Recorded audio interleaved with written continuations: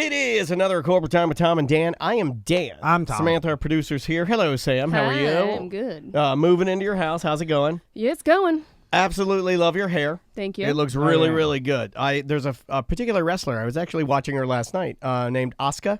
She's a Japanese wrestler. Familiar. Yeah, and it kind of reminds me of her hair.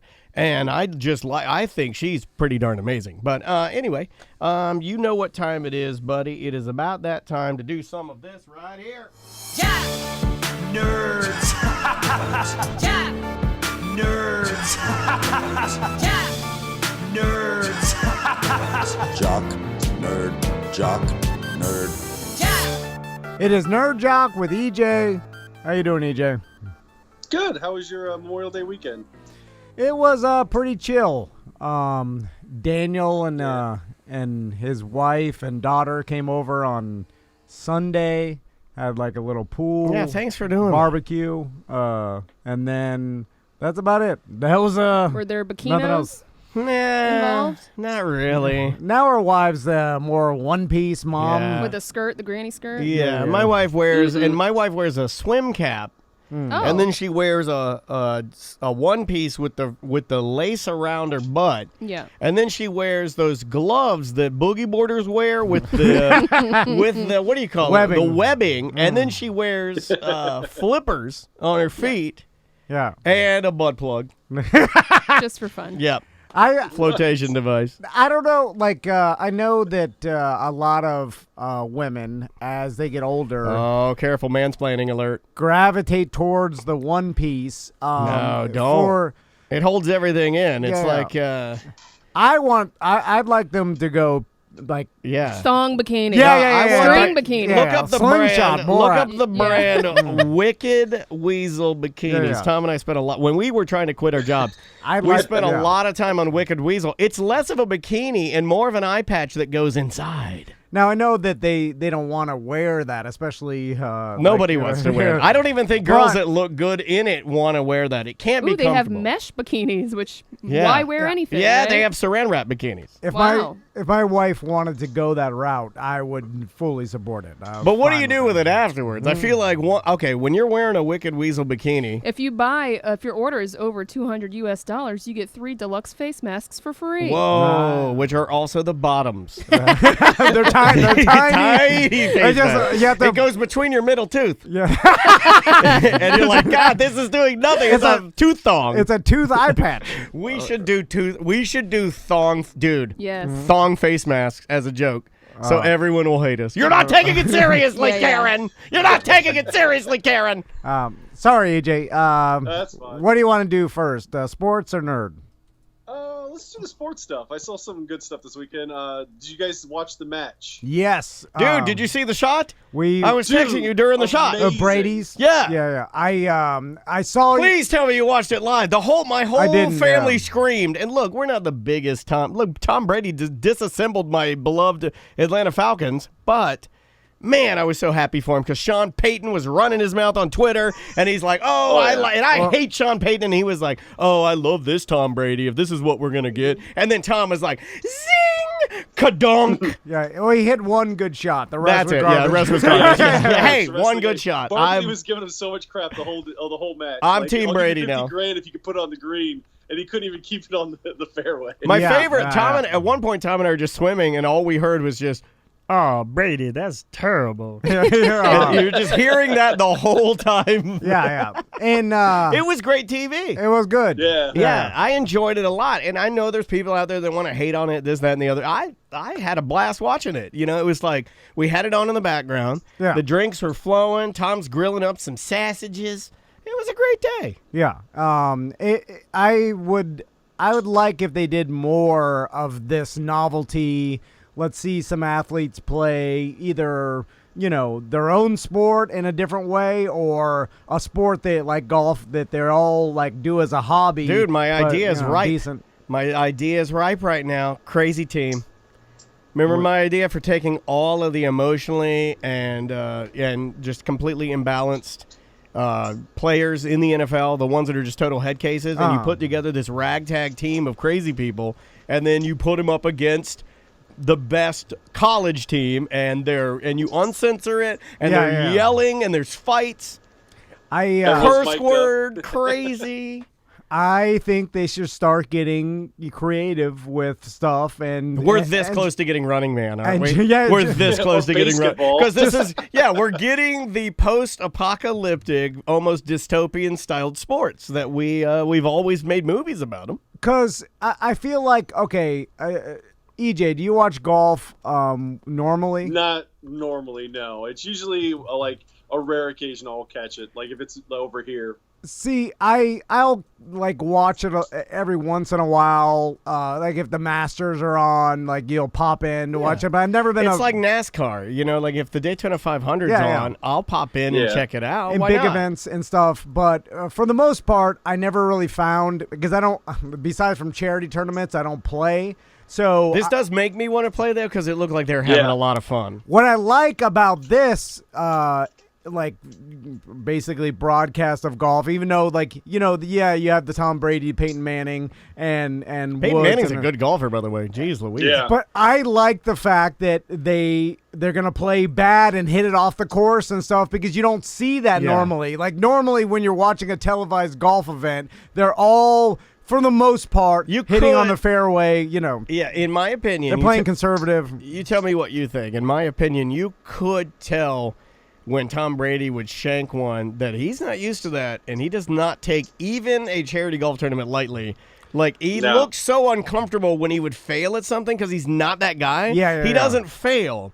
The Well, guy he's not used to failing publicly, because Yes. obviously Oh, yeah, he you know. plays golf all the time, and this is how he plays. He's used to probably. playing, but Or he's more relaxed. I don't know. well, yeah. I mean, I'm guessing that this is probably somewhat of a fair representation of how he plays. Even would though agree, yeah. But people have bad days and good days. Even if this was a bad day, what Daniel's right, he's not used to failing in the public eye. yeah, you know, could, like, Yeah. you could see his uncomfortability. and so when he hits the ball off course, and everybody's kind of like the commentators are laughing and making fun of him, like Charles Barkley's giving him S, and then so you can tell terrible. he's uncomfortable standing there because there's a camera on his face, and he knows he's cognizant that Yeah. a lot of people are watching him fail. I also like the big D money aspect of it when Charles Barkley's like, I'll give you 150 and just put it on the green. Yeah, I like They're all multi-millionaires. Yeah, I love the crazy waste of money. But it's not a waste. I mean, obviously it goes to charity, but you know what I mean? Like, there was a very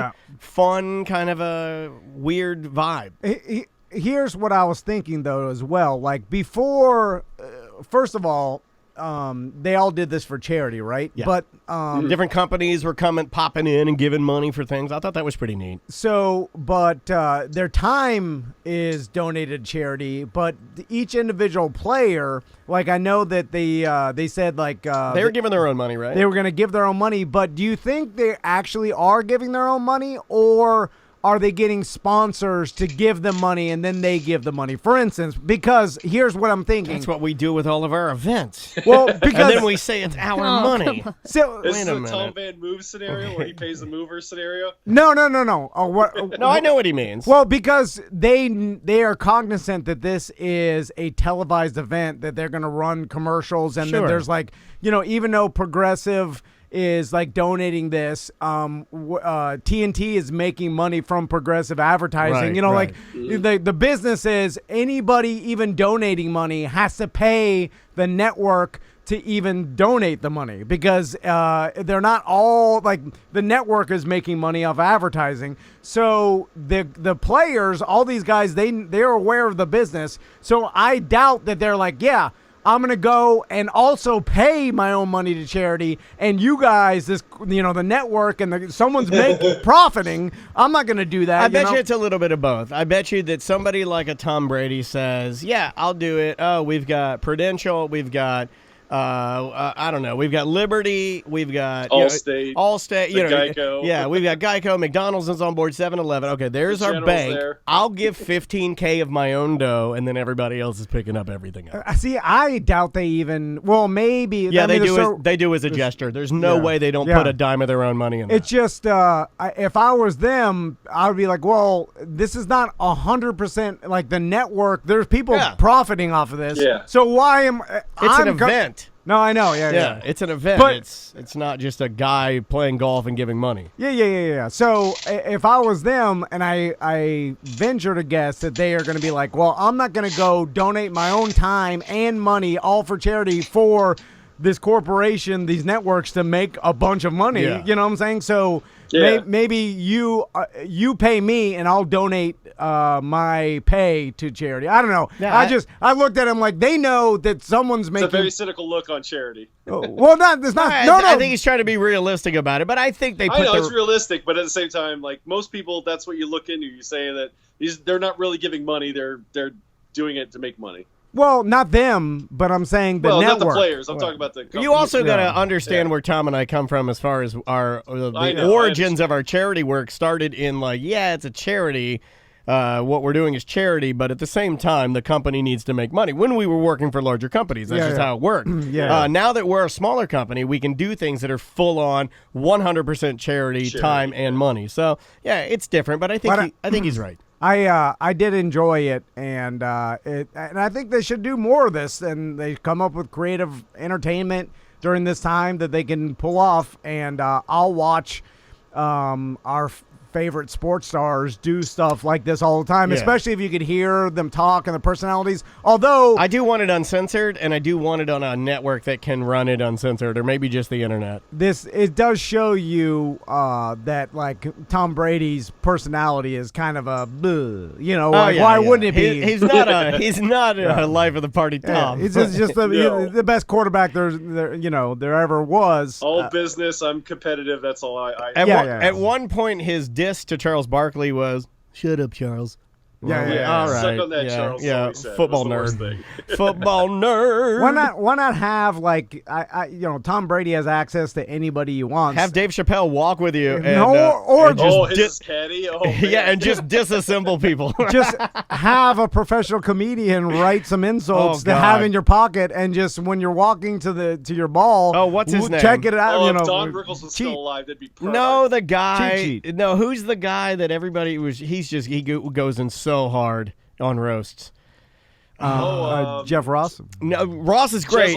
Jeselnik. Yeah. Just have Anthony Jeselnik walk with you and just cacao, cacao. Or just write you some jokes beforehand and have but then a you'll cheat sheet in deliver your them like pocket. Butler delivers a toast. Yeah. Oh, I hurt his feelings. He said Too nothing early. to you today. What else he got, man? What should we talk about? Let's talk about Tyson. So is he going to fight Seth? Is he going to fight Tito Ortiz? Is he going to fight some rugby players? I don't think he's Is he going to fight responded Evander to Seth. Holyfield? Yeah, was not fighting Seth, not famous enough. Yeah. I saw the Tito Ortiz thing, although I didn't really read as far as how they were going to fight, if it's going to be like a traditional boxing match, if it was going to be bare knuckle. It's hard to take whatever Tyson's saying seriously because he is a little nutty. He's been hit in the head a few times. I don't Yeah. think, here's just my opinion. I don't believe that this is going to happen, and I'll tell you why. When there's more distance, like when the initial idea is thrown out there and it doesn't come together within like a 72-hour period, it's not going to happen. Like this Brady, Peyton Manning, this whole like golf thing, it seemed like that was like they announce it and cacao, here it is. This Tyson thing is just being like beat around too much. It's not going to happen. He's not going to do it. He's trolling the media by saying he wants to fight again, and then if Tyson tweets out something, like a bunch of media, like especially sports media, has nothing to cover, so they're going to jump on it, and then they start throwing out all these theories. Like, I just don't. Why would Tyson do it? Like, for his love of charity? Whatever. No, I'm just reading the chat room. I think we screwed up Sam's computer by making her go to the Wicked Weasel Bikini website. Everything's acting crazy on my laptop now. Your laptop System errors everywhere. is shutting down. Yeah, don't go there. I should have told you. Damn it. So I just don't see what's in it for Tyson, and he knows. I think he just wants to be relevant again. Well, I mean, he is. He has a marijuana company, he has a podcast. I mean, that's all the relevancy you need, I think, right? You'd You're think. doing great, man. You turned yourself around and, Ego. Then I had a bunch of I guess listeners. so. Well, not a bunch. I had a couple of listeners reach out to me and say, that Tyson's accuser of the rape thing lied about that. That never happened. He never did that. And I go, well, that's weird because he went to jail for 6 years. Did anybody tell him that? Because Right. that's weird. So just look, guys. Just everybody, just relax. Listen, I don't, Yeah, not my world. Yeah, Yeah, I I don't know just what look. happened. It didn't happen. I just, He punched Galifianakis Yeah. on. Hey, look, I wasn't there, but normally, I'm just going to throw it out there. Normally, when you do 6 years and you have money and attorneys, they don't let you hang for 6 years. And then later, they're like, oops, sorry, that was all fake. Doesn't happen like that. yeah, if you got a lot of money, you usually get acquitted of murder. Yeah. That's how it That works. is how it works. Come on, do the math. Bingo, bango. Yeah, so I don't know if. It's not going to It'll happen. happen. I mean, Yeah. Tito Ortiz, I don't see them doing it for charity. If you're going to put on a sparring, let's be honest, it's going to be not 100% really a fight, I assume. Wow, Tito and Tyson could go. I don't think Tyson and Evander Holyfield would go. But Tito's crazy. Tyson's crazy. You get him in there, I think like testosterone and lack of smarts takes over, and then you just have two like fight animals just crushing each other, right? Yeah, that could Yeah. happen. They could revert just Back to straight fighting muscle instinct. memory. Yeah, but it's like Mayweather and McGregor figured out how to sparring match. how to turn a sparring match into a $100 million payday. I just doubt that Tyson and Ortiz is going to do this for charity. And if they didn't do it for charity, then where's the money going to come from? Who's going to pay to watch this? Is it going to be pay-per-view? Is it going to be some corporation or network putting up the money? What is it? Grady Season's in our Twitch chat room. And by the way, you can watch all of our shows, twitch.tv/TomandDanLive. He says, remember when they used to do Battle of the Network Stars? That would be a great idea right now. You have all these stars that are doing boxing matches? nothing. No, it was more like whether it was like it could have like a game show component. It could be a putt-putt challenge. It could be trapeze. Okay, it could yeah. be, it's a bunch of different Challenges and goofy, things, yeah. and then you get people in there, and then sometimes they're going to look good. I mean, like now is ripe for the comeback of old Louis Anderson doing the old camouflage belly flop. I'd watch that. There's a lot of actors that have, not much to do. But I sat and they watched. They need to be D-list because that's the actors that need the publicity or need the money. Yeah, or and they're whatever. bored. I sat and watched Alec Baldwin give some sort of political diatribe on Instagram for like 30 minutes, and he was just going and going. I could tell he was just bored. Yeah. You haven't been acting, so you're freaking out. But then again, there's unlimited content because everybody's producing their own content, whether it be social media, whatever. You have to add that in to content, even though it could just be, a person posting the video of themselves. But we all have a finite amount of time to absorb or consume content. So all that plays into it. So maybe, we have enough content out there to satiate everybody. Is that true? Tracy, Party Patch, and White Claw Tracy is saying that the Kardashians and the West family did Family Feud last night? I don't know. I would watch that. I thought they did that in the past. I thought that was like It might have been a repeat. Yeah. Was Kanye on there? I think so, yeah. Oh, that's cool. I'd watch that. Well, yeah, that had been a long time ago. No one's How about like filming rap anything. battles? I'd watch some high-profile rap battles. A Did lot. you watch Tag, that one show that the Watts are doing, where they're playing like professional tag? You as, know like, where the American gladiators? You know where I lost It's- the Watts, and this happened yesterday. This is fresh. I'm glad you brought up the Watt family. the Subway commercials. Thank you. When they sold themselves to Subway, I'm out. I can't do it. No. You just hitched your wagon to one of the worst sandwiches, and it makes me sad. Oh, celebrity. So which Family one's your favorite, Feud. JJ, TJ, or Returns or Sunday. last What's one, the Matt? no? It's like TJ. It's JJ TJ, and then the last one's name is like Corinthian. It's weird. No, I don't like them anymore. Yeah. What other Pick a sports you got? better sandwich. The other Go one local. is, have you heard the news about basketball? What they're trying to do here in Orlando at Yep. the Disney bubble? Yeah. They're gonna start with just the playoffs, and they're gonna get rid of the conference completely. So they're gonna go with what the season had so far. So like whatever their record is, and they're gonna seed them 1 through 16. So like even the Magic could play Milwaukee, even though they're in a different division, like in the West, That's kind of cool. and they just do it that way. Yeah, I did hear Shake about it this. up a little bit. I just find the gambling implications to this fascinating because it's so different that I know like some of these. You excited, bro? Well, I'm excited to see if anybody comes up with a theory that makes sense to me that I could bet on, or like how it plays out. Like, Is it with- easier to fix these type of things? Well, it cuts down the travel too because everyone's at the same place, so there's no longer those long trips. Like from Toronto to Miami would be rough for either team going the other way, but because they're both here, it gives an advantage. Stuff like that. Yeah, but even nowadays, travel isn't such a detriment as it used to be, and that's kind of evening out. Like home field advantage too is kind of been less than it has in the past. Although this does eliminate any home field or home court advantage to any team with no crowd. So I wonder how that plays I into think it. it helps the Magic a little bit, right? Yeah, because I'm playing right here. You're comfortable But they're around going to here. be a 16 seed, so they're going to be really rough. Although you're close to where you are, but with no crowd, that takes that away. So So you're assuming that people went to Magic games? Maybe we're built for this. well, enough people went to have that I'm joking. atmosphere. I'm being rude. No, I know. I'm being very rude. But yeah, I'm glad that they're figuring it out, and it seems like a bunch of different sports are trying to lay out the groundwork to how to do this successfully. What happened? What's happening Did you over drop there? your bubble gulp? No, we're bringing our shredding bin in, and So you really do just shred papers? Yeah. I thought that was a joke. Yeah, all these No, years, I we thought got you were like a some big sort of a shredding bin, scientist or a surgeon, and you're bringing in the No, old shredding bin. John's huh? running into the coffee machines with the shredding bin and Are- everything. Let's talk to John. Are you an executive trash man? See, he's running stuff over. Oh my God! Were those naked women back there wearing shower caps, packaging crack cocaine? You can see this all at twitch.tv/Tom and Dad Live. If you want to watch, EJ works in one of those New Jack City cocaine cutting bins. He hangs his tees out, wears a diaper and a shower cap to keep his hairs out of the crack. Baking soda, not baking powder.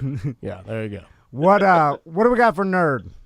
Okay. Well, the other thing I had for sports was the Nationals ring are putting Baby Shark in it. Have you seen that?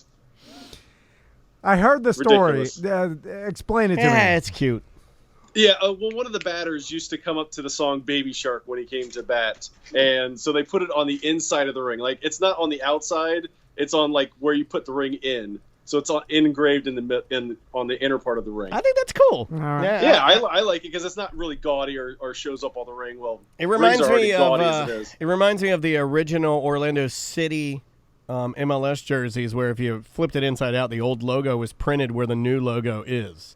I like stuff So like that. Easter egg. Yeah, I like Yeah, a stuff. little Easter egg. Okay, the nerd stuff. Well, what should I talk about? Oh, well, we got to talk about the Snyder Cut coming to HBO Max. And Do what you know is what that this? is? No. Okay, there is this mythical story of Zack Snyder did Justice League, and there's a Snyder version of it. He had a cut of the movie that he really enjoyed, but the Warner Brothers wouldn't let him do it. So there's this one all the nerds want to see the Snyder Cut, saying Justice League would be a good movie if that was the cut that we got, but we didn't. So HBO Max is going to put it as a miniseries coming in 2021. So hopefully, maybe the DC movies can get a better brand because of the Snyder Cut, but who knows? So when you say the Snyder cut, like the cut of the movie, Like, remember there's a Richard Donner cut of Superman, so there's a different version of the original Superman movie that Richard Donner did.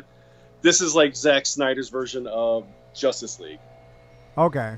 And why do people want this more than the regular? Because everyone hated, well, not everyone. I enjoyed Justice League, but a lot of the nerds that like nerd movies didn't like the Justice League movie. They thought it was mediocre, lackluster. Hey. And But since they this think one's that- already but- made, they're like, well, hey, just give us Okay. this content. Let's see if it's better. But 'Cause it's the other not- one Yeah. sucked. Is it gonna be completely? Is it a completely different story, or is it just a cut? It's a completely different story, I believe, right?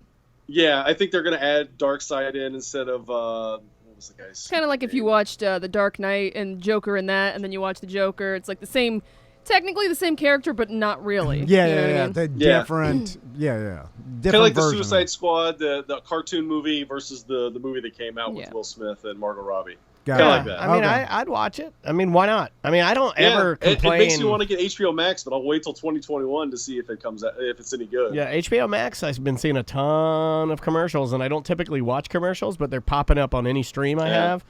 Well, I saw that they're going to get all of the South Park's going to be on there, and so is like Doctor Who. So Oh, wow. I haven't dabbled in Doctor Who recently. What else you got? Ruby Rose left Batwoman after one season, which is really strange. I didn't read why she left. It's still ambiguous.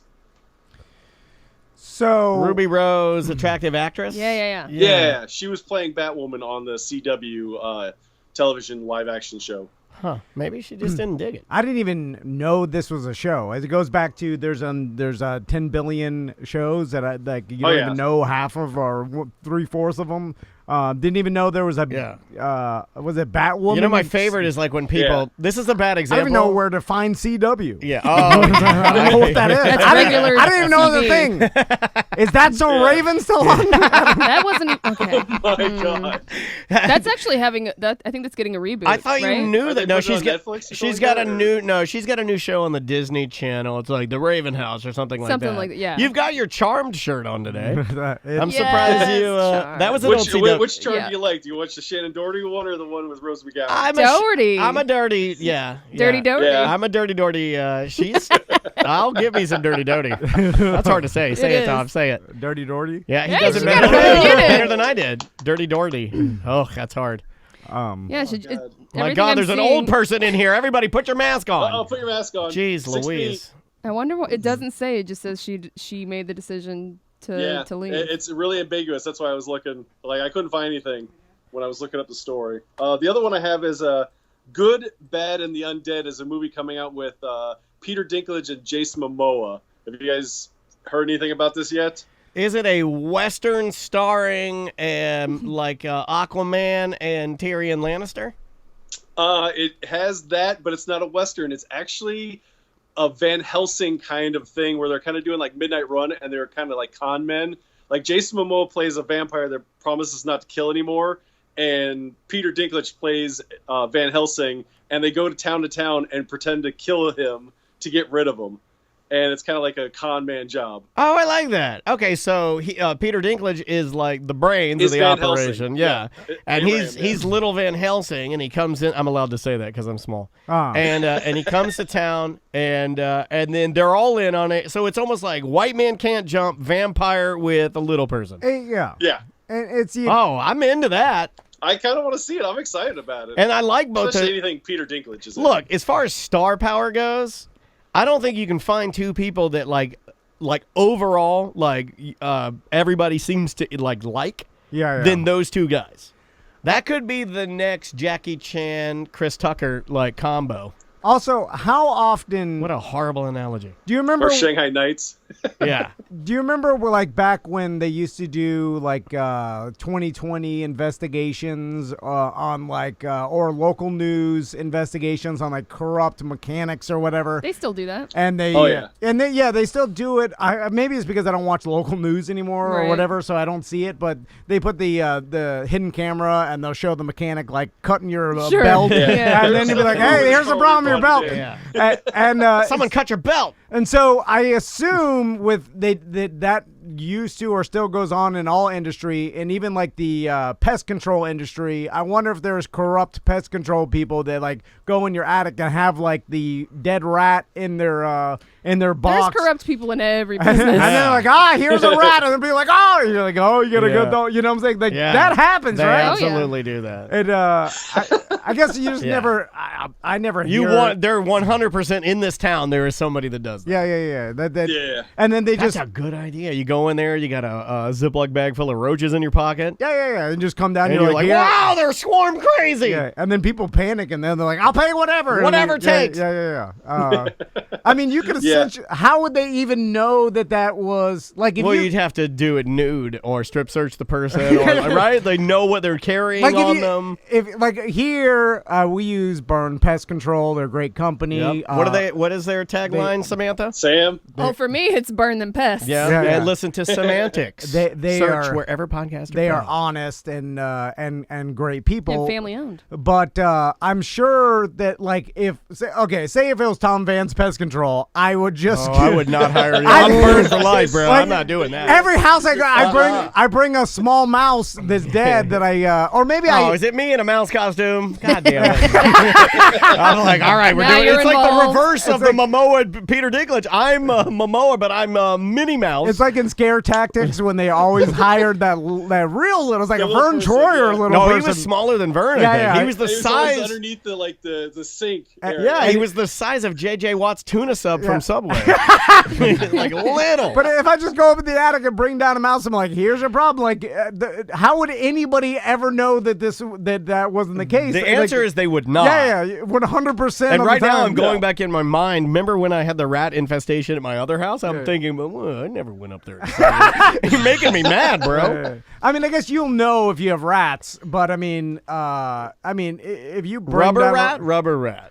And you got to move it real fast. Like, oh, look, Have it on a he's- string. Yeah, he's moving. Well, I'd get tired of bringing the dead rat. I'd switch to rubber. That's how I get Yeah, caught. that's how you get Laziness. caught. Like, hold on a It's second. like every criminal. That rat just squeaked? No, he didn't squeak. Yeah.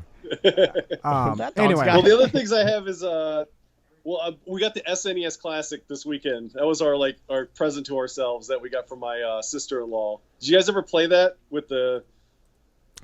Yeah. Is this you mean the classic Nintendo and then? Yeah, well, not the classic Nintendo, the Super Nintendo one, Yeah. where it had like Legend of Zelda: Link to the Past, Super Mario World, Super Mario Yeah, Kart. Super Mario World, best Mario. Yeah, I think I created a good. monster. My wife played it all weekend.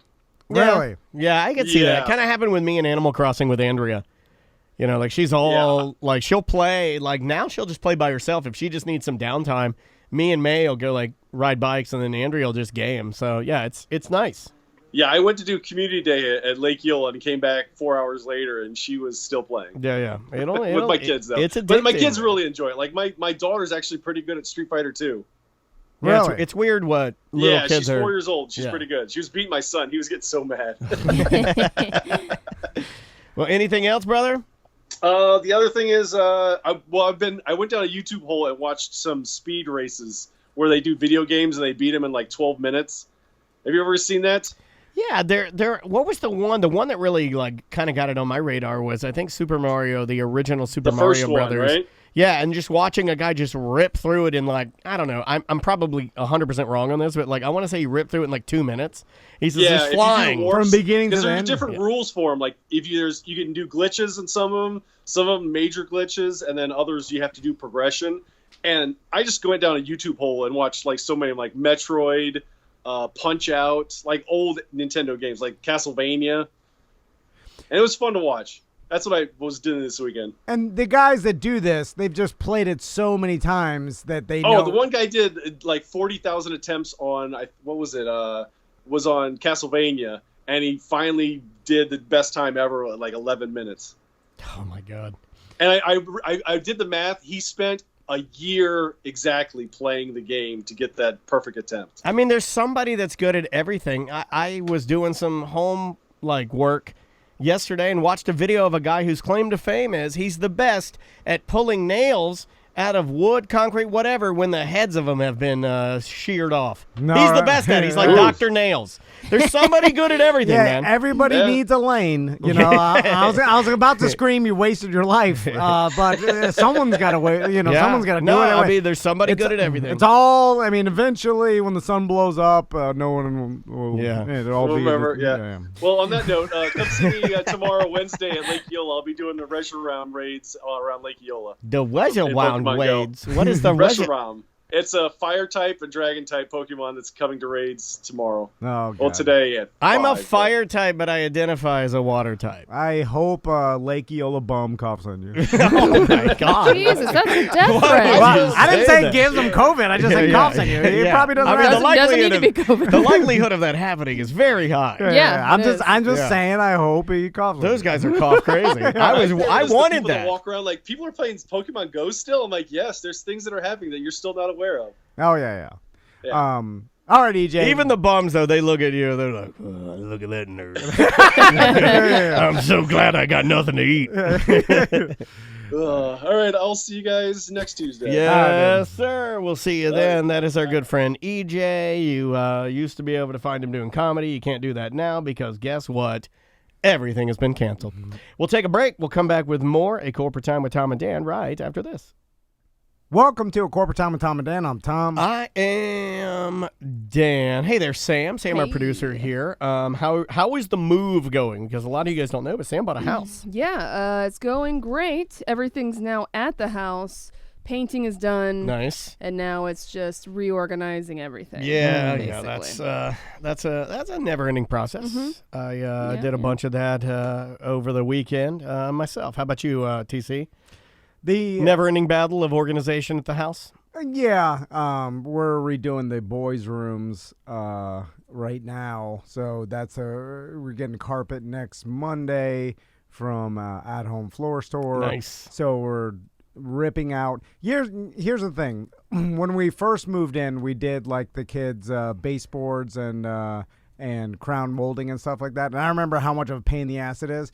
Now ripping it out, it hurts your heart. Oh, it hurts. Yeah. As I'm ripping this out, I'm having flashbacks of Are you just going 8 for or a 9 different years ago. style, or? Well, Crystal doesn't want crown molding anymore, and she wants the roofs flat instead of like having knockdown. She wants them smooth. Okay. So then I'm Man, you guys. listen. Really? Hey, if you're gonna look, the attention to detail for your children who will not I notice it at all understand. is man. No, I'm making fun Oh, of it. yeah, It's but like, it's just, that's drastic. And her argument every time I bring up, who cares if I'll just Right, leave it or right. whatever. It doesn't. And then she's like, I don't tell you, which she does, by the way. I don't mention that part. She's like, I don't bother you when you're out there doing whatever the hell you want outside. And well, wait a minute. Is she doing the ceiling, or are you doing the ceiling? Because right, that's different. Well, yeah, hiring someone. I got to teach you how to win some arguments. Well, listen, I've given up trying to win. That's a good man. I just like, all right, what do you want to? I'm just fine. like, just let me go outside and wander around high, doing my yard And work. as long as you can do that, look, you want a smooth ceiling, you got it. And I can't even really do that in total peace. Like for instance, yesterday it was raining all day. It started pouring, and then Oh, it's great. I love to be in the rain by myself. I walked back into the pool shed, and so I'm standing in. You got to this- lock yourself in there. And this Rubbermaid pool shed is pouring, and I'm like, pure tranquility, right? Yeah, hot tranquility. Now, meanwhile, what Steamy. I didn't realize that Crystal was calling my phone and like yelling out the door, like, "Wow, where are you?" And then Where are you? I want to yell at you. then she doesn't say that. no, that's what she wants to do. No. And then so she's like so the whole time she's screaming trying to find me, and then she's told the kids that I'm dead. I must be dead. Wow, that goes quick. Guys, get in here. Get on the couch. I got something to tell you. Your father's been missing for 2.5 minutes. We've assumed he's dead. We did a search party for a full 1 minute, but then we called off the helicopters. In fact, the helicopters never really left the ground. Bring it. Here's Jeff. He's Your new dad. New dad. Now you just try to listen to him. Guys, I know I can never replace the hole in your heart of missing a true biological father, but I'll do my darndest to support you as much as I can. If he starts playing Monster with them, and then they'll be like, same thing. Jeff's a better monster than old shed dad. Yeah. Oh, let's do it. Tom wanted to do a bit. He called it Weird Job Wednesday. Dan really likes it. Tom says that's bullshit. It's another Weird Job Wednesday. What are you doing? What is your job? Are you neat? Are you tidy? Or are you a fat slob? Do you make lots of money and you sit up in your tower looking down on all the people who are working by the hour? It's a Weird Job Wednesday. Just another Weird Job Wednesday. Oh yes, it's Weird Job Wednesday. What the hell? Just another Weird Job Wednesday. Thank you, Tom. Thank you. Weird Job Wednesday brought to you by StreamlineFlorida.com. streamlined mortgage solution. If you want to cash out refi, go talk to Brian and his team. They will take care of you all over the phone. Just give them a call. Yeah, super easy. Steven, how's it going? Hey, what's up, man? How you guys doing? Hey, welcome Good. to Weird Job Wednesday. You are the winner. So what All right. what do you do, Steven? I work for a company that does repairs and customization for sealed air systems. A lot of the stuff that we do is yacht-based, so it's out of my realm of realistic toys. And we do also, for the commoner, the poros, we do a lot of paddle boards. A lot of people that have inflatable paddle boards, we do quite a bit of those as well. So he fixes inflatables. Okay, all right. What? I like Yeah, you ever I'm a fixed? float guy. Have you ever fixed a Nuru massage? Ooh, good raft? question. Is that a good question? It is It's a on my great list. It's on my question. bucket That seems list. like the dumbest It's on his question bucket in the list, world. he said. It's a great question. So I do like how when you explain your job. I was confused, but then I- Sam's I- like, he patches Confederate flag rafts I at like- Daytona Beach. I like how you reference it as sealed air systems. Yeah. that's a raft. That's like when I used to when anybody who works in retail instead of Sales associate. Yeah, sales associate Correct. is the quintessential. I put poor people's shoes on. Well, Butler calls himself president of Redcoat Media. Yeah, I know. I don't even know what that is. Yeah, it's all about the title. Well, in the industry, it differentiates between like your bounce houses, which have open air systems and they have fans constantly supplying air. We have to maintain specific PSIs on it. We have pressure regulation gauges, so Sir, these things don't blow up. I understand how a balloon works. He goes, how dare you, sir? That's the best and meanest thing you've ever said. I know. I feel extra mean today. I feel You feel like you're in your I'm shed alive. again? Are you listening to the rain in your shed? 3 days off. I didn't do anything. I was just being mean. My God, this old crow being mean at me. Now you can let it Yeah, out. I gotta let it out. Try to get that man out of the house. I can't give it back to the crow. Someone's got to. Someone's got to trickle, goes downhill. Someone's got to Get yelled at. No, I was gonna say. No. You were pointing at your genitals. I know. I don't know what's Yeah, happening. and I don't think he does that. I don't think he inflates those. So let's go to the yacht inflatables. So are you talking about like their Zodiacs and things like that that yachts will often have as a tender boat? No, these we do like customization and repairs for ocean swimming pools. It's just a big floating deck with a heavy weighted net, so when they get tired of their freshwater swimming pool on their deck, they can jump in the ocean. Ocean swimming pool. I've never even I've heard that. never Swimming heard of pools. an ocean swimming We pool. do, yeah, they have custom yacht slides, so they'll slide off the third or fourth deck into the ocean. A lot of these are like jet ski docks. What they do is they'll usually pick a spot and they want to hang out for the day, so they'll have their crew deploy all these toys. And so they have inflatable jet ski docks. They can dock all those up to. They have the swimming pool for the kids.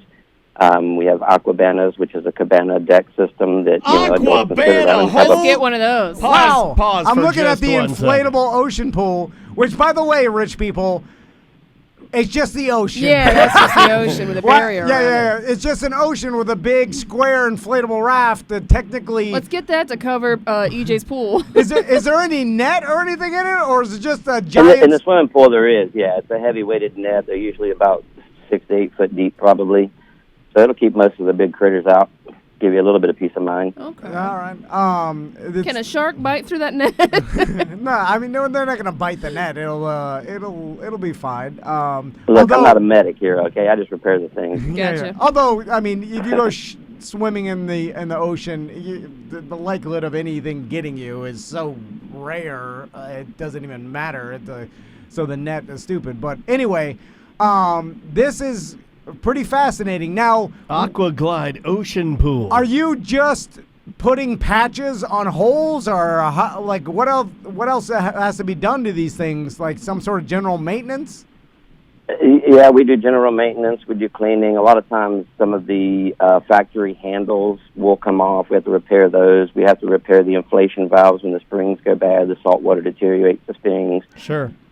Sometimes their pressure gauges aren't working, so if these things are charging up in the sun, they get too high pressure, and that may cause Well, some let me- internal damage. Let me ask you like a technical question. Are you guys running a Duratex 28-ounce PVC commercial grade fabric reinforced PVC? Or are you going to run it with the drop stitch 117-pound 10-piece pop towel? Listen to this guy. No, I'm just reading it. Like We- it says like this one's like $3,000. You can get a small one for like $3,000. God. Is that about That's right? very low end. Well, that's on the lower end of a lot of the yacht toys. I mean, they have it now where most mainstream people are seeing it, where they're popping up with these aqua parks. Like they have one, I believe, in Lake Mary. Yeah. And they have like, you run on the thing and you jump up this and dive off. Yeah, it's and, like Wipeout, right? That a lot of that is in the industry, but primarily now it's just going mainstream. These are things that the yachts have been deploying out for their personal fun for quite some time. So let me ask you Interesting. this, Stephen. While I I got think you you on got the a line. cool job. Are you tan? If I showed you my sock line, it's horrible. Apparently, I work indoors. So I thought you were going to tan say for the you were most showing me part, something but, else. Yeah. I got I'm not- worried. I got really worried. So Call that the Bubba Wilson. Yeah, I'm looking at like they got action towers, aquabanas. let me ask you this. Aquaban is our in-house product that they just started developing not even a year ago, and it's already on the market. But it's two separate companies. I'm on the repair side. They're on the marketing side. And that's taken off doing really well right now, especially over in Europe and Asia. Can you get me a deal on an Aquaglide Jungle Joe blast bag? I Blast actually have a bag. jungle That's gym what I call in my the balls. shop Yeah, right like now. like a Jungle Joe a blast bag. No, you don't call them blobs anymore. They're called Aquaglide blast bags, and it's the same Yeah, thing as get with it, Tom. same thing as a blob. Here, I got a video. I'll show you, Tom. I'm familiar with the blast. No, but bag. this is the blast bag. This is not. It's a smaller version of Blob. Yeah. Oh, look. Blast that Yeah! child. Oh, yeah. Ooh, Get her that good. hurt. Oh, she drowned. This, Fat Dad blasts his daughter into the ocean. oh, I want to do that so bad. Oh, you should get one for the next meetup, the BDM meetup. Oh, I'm getting one. Here's the thing. It's only $9,000. I blast Tommy off there once. I'll never go on again. I know his Well, you already personality. broke Max's Yeah. collarbone. I could. Maisie, she'll do it Do 10,000 times. you guys do the Aquaglide, like the blockades and the cyclone wheel and all that garbage? We have had just about anything that is in the market that needs repairs. Yeah, we've seen it all. I mean, some of these things are monstrous. They're, near 700, 800 pounds. Yeah. The action How about a towers. monkey dome? You got the monkey dome? That's pretty cool. I'm not too familiar with the monkey dome. Steven, I have this, Daniel saw it, this inflatable slide for my pool. Oh, it's nice. Oh, yeah, you need this guy. That I got on Alibaba or something. It was $80. But it's awesome. It's basically a pool slide that you could hook a hose up to, and water shoots out, and the kids slide down. Yeah. But the middle part has a hole, so it only stays inflated for half the day, and then it'll deflate. So I don't know how to find the hole. Can you come over and Oh, digga. can you come over and big fix grifter. it? How do I fix it? Do I spray It's the probably Bobo, and it probably should just go out in the trash. But I mean, I'll take a peek You at made it. him mad. So you made him mad. You made him mad Oh, first, yeah. and then you asked for the help. You gotta ask for the help Right. first, then make him mad. I make one Got to get my balloon, jabs back. one balloon joke. But how do you find a hole in this? Is it the similar fashion you find like a leak in a propane line? You spray some water mixed with some Dawn soap, and Little Dawn soap, put it in a spray bottle with some water, and just hose the thing down. then But you have to do it in your shed alone. Absolutely. I'm Yeah, helping. that's critical. Helping you out. Now, what if- See, he said it was critical. what if I've always wondered if the hole is not like in an Yeah. open spot Well- and it's where the seam is. Oh yeah, it is. Can you still use a standard inflatable repair patch? It probably wouldn't be worth it with those materials and the cost of it. I mean, we do have certain situations like that, and I'm being all serious. So we have to do internal patches, so I'll have to put another cut in the open area and then go in and patch it from the inside, and then it's easier to seam over where that open cut was that you intentionally slit. Oh, so you make a bigger cut on a seam, go in. We patch- really do some of them are like operations. It's like we're doing surgery. We have to cut here to go in there and fix it in there, and then suture that up. And Oh, what's the biggest inflatable you've ever worked on? Yeah, and like cost wise. Okay, so that's two different things. The biggest physically, I'm going to say, is one of the action towers, which is, it's got a rope climb, it's got a wall climb, it's got a jump off deck. You can add other things to it. And it's probably, the footprint's maybe like 20 by 20. It's almost 800 pounds. Oh, my God. Here's one. The most expensive, I posted a picture on it that Sam saw, was a deck system for a yacht. It's about 14 pieces, and just the deck system alone is about $250,000. Oh my God. Yeah, Yeah, and, they got planes up to it. They got boats up to it. and anybody that thinks he's not nailing it, I mean, he just said, what, 800 pounds for the action tower? I'm looking at one right now. 672 pounds. It's about, this is like a low-end one. It's right at $15,000. Oh, my God. Yeah. And that's assuming it hasn't been deployed a while and it doesn't have barnacles on the bottom. They tend to gather some weight the longer they sit out there. Really? So That's very Yeah, we've interesting. had to scrape barnacles off the bottom of them. these things are more for resorts and things like that they resorts will set off their beach and do like a Samantha said, a wipeout style, like Well, like Lake inflatable Conway, thing. Yeah, when yeah. we used to go Some out of there. those things. Yeah, some of those things. I mean, like I said, we got the aquabanas that we're trying to market for different areas. I mean, even for special events, we've got some that are inflatable set-up bars that you can use temporary for a day event, stuff like that. That's cool. But a lot of those really big things, yeah, they're for big specific water parks primarily. So, Steven, let me ask you, you probably know all the stuff and what's the coolest thing. Like, How about the Aqua Glide catapult? so, if I want to put one of the, bring something out on my boat that I could reasonably carry, that's small enough but cool when I set it up, like I can inflate it and it like go off the back of my boat, what would you suggest that I get? I suggest go look at aquabanas.com and take your pick. We have a lot of cool loungers and just all kinds of different things out there. I mean, it's different if you're talking about for the adults or for the kids.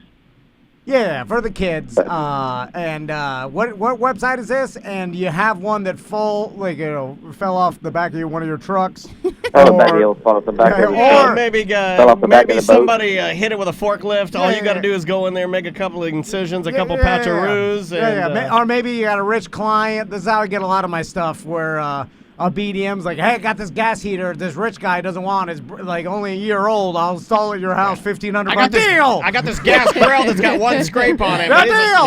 yeah. We're cooking on it this weekend. Yeah. All my stuff is either And- got scratches or Yeah. fallen off something. Tom looks like everything he has had a cat gnaw on it. Yeah, because I look at it like, I'm going to scratch it immediately, so who cares? I'll buy it scratched. What do you got there, Steven?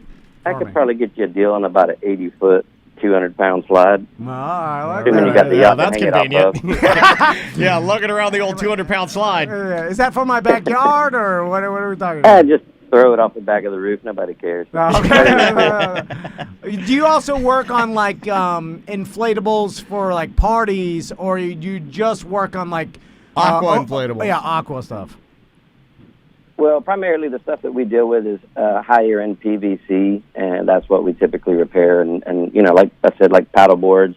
A lot of people don't know that their inflatable paddle boards are repairable. They leave it in the sun, and the whole seam blows out. But a lot of the lower end, I'm guessing what you're talking about, party stuff, is probably a different fabrication process.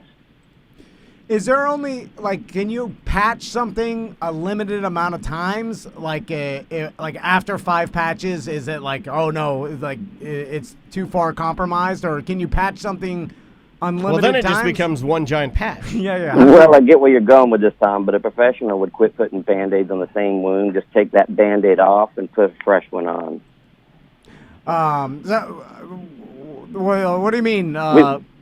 We think would it's- take the it's- original patch off. If the patch was leaking underneath it, if it was a bad patch job, or somehow it got dry rotted or whatever, No, we'd Tom remove means- it altogether. I'm saying, how many times can a thing be patched? Before the integrity of the entire unit is now destroyed.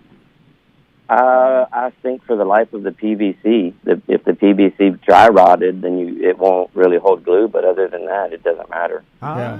Interesting. The adhesives that we use I could literally patch something or put on a handle, and you could hang off of that thing within about 10 minutes.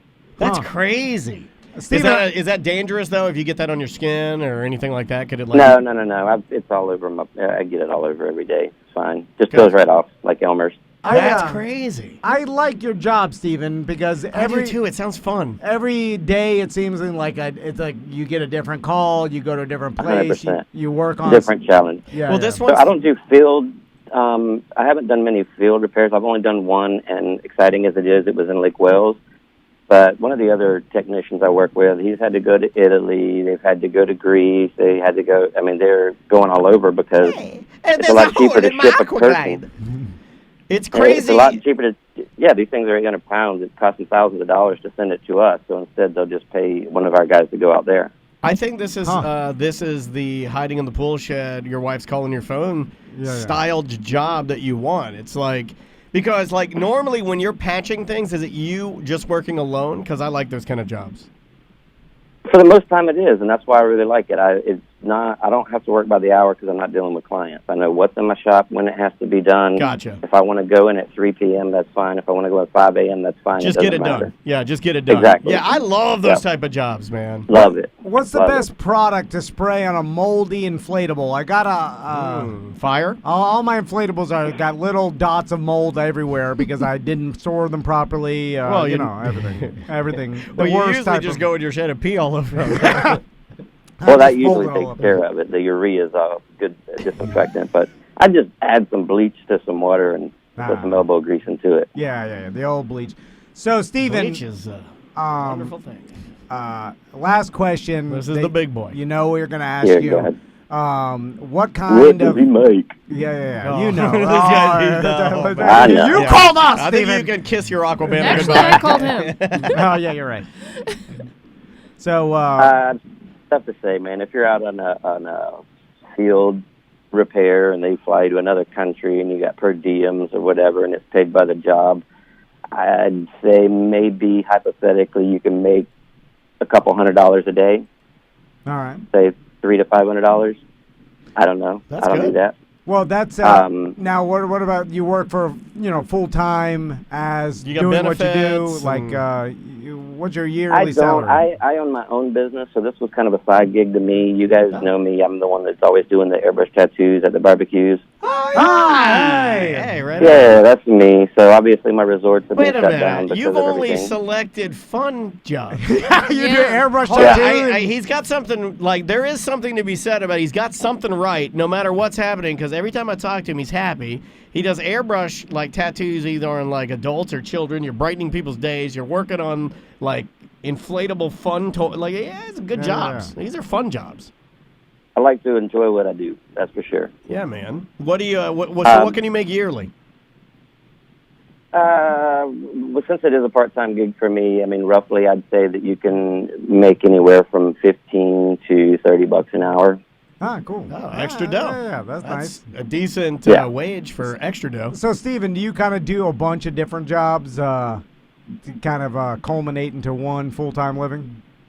Well, with my business and it being seasonal, typically in the past when we would slow down just to retain my staff, I would always go find another job instead of laying them off, so that way I don't have a high turnover, and I can supplement my income instead of hoping that they'll come back after finding something else. And it keeps everything fresh for me. So I do like to try to get out and learn new things and try everything. But no, for the most part, it's just this gig with the sealed airs and the and my business until COVID. I thought of something, Steven. They stopped making them because, a lot of people died and there was a lot of injury. Three-wheelers? No. No, I know a guy that's got one if you want it. The flying inflatable behind the boat. Like Because, shaped like a stingray. Yeah, those come up once in a while. I have no comment on that. I don't know how to get my hands on one if that's what you're getting well, at. no, Oh, I wink, know. wink. I can get Wink, my hand wink. on a damaged one. I need you to fix it because now... We gotta absolutely. fix our death machine. Yeah, they stopped making. Now I have a big enough boat. I got a 250 on the back of my boat. It'll pull it. My other boat wouldn't pull it fast enough to get lift.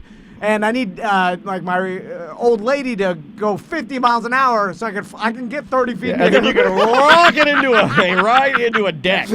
Kang! I'm pretty sure. Yeah, bring it on. I'll take a peek at it. When that happens, you cut the rope, right? You just you hand a knife to one of the boys and you go cut the rope. Well, I'm pretty sure Yeah. going 45, flying 20 feet in the air, and then falling from that would be the death of me Oh, yeah. instantly. or at least incapacitate me enough to drown. My favorite though is when you see somebody up there that's like completely unequipped to be handling it. It's like you look in the sky and 30 feet above the boat is a teen girl, and I'm like, oh God, like she's like maybe 14 years old. I'm like, yeah, of course she's got like she's not equipped to survive. They're flying. So do you have to like slow the boat down? But it never works out that way. It starts wobbling back and forth. You're like, oh, it's gonna flip. She hits like a gust. Yeah. Then she. They're just flopping around like a streamer. Yeah, and bad. once she hit the ground, you hit the water. Oh, yeah. And then you do that move where you start your just body blows her Billie Eilish t-shirt off. You're doing cartwheels like your body's limp, like you're throwing a Mythbusters mannequin off your It's boat. like throwing a boomerang over the water. Yeah. It just ragdoll. Well, hey, you win, and thanks so much for being on Weird Job Wednesday, my friend. Always appreciate it, brother. All right, Steven. All right, man, be good.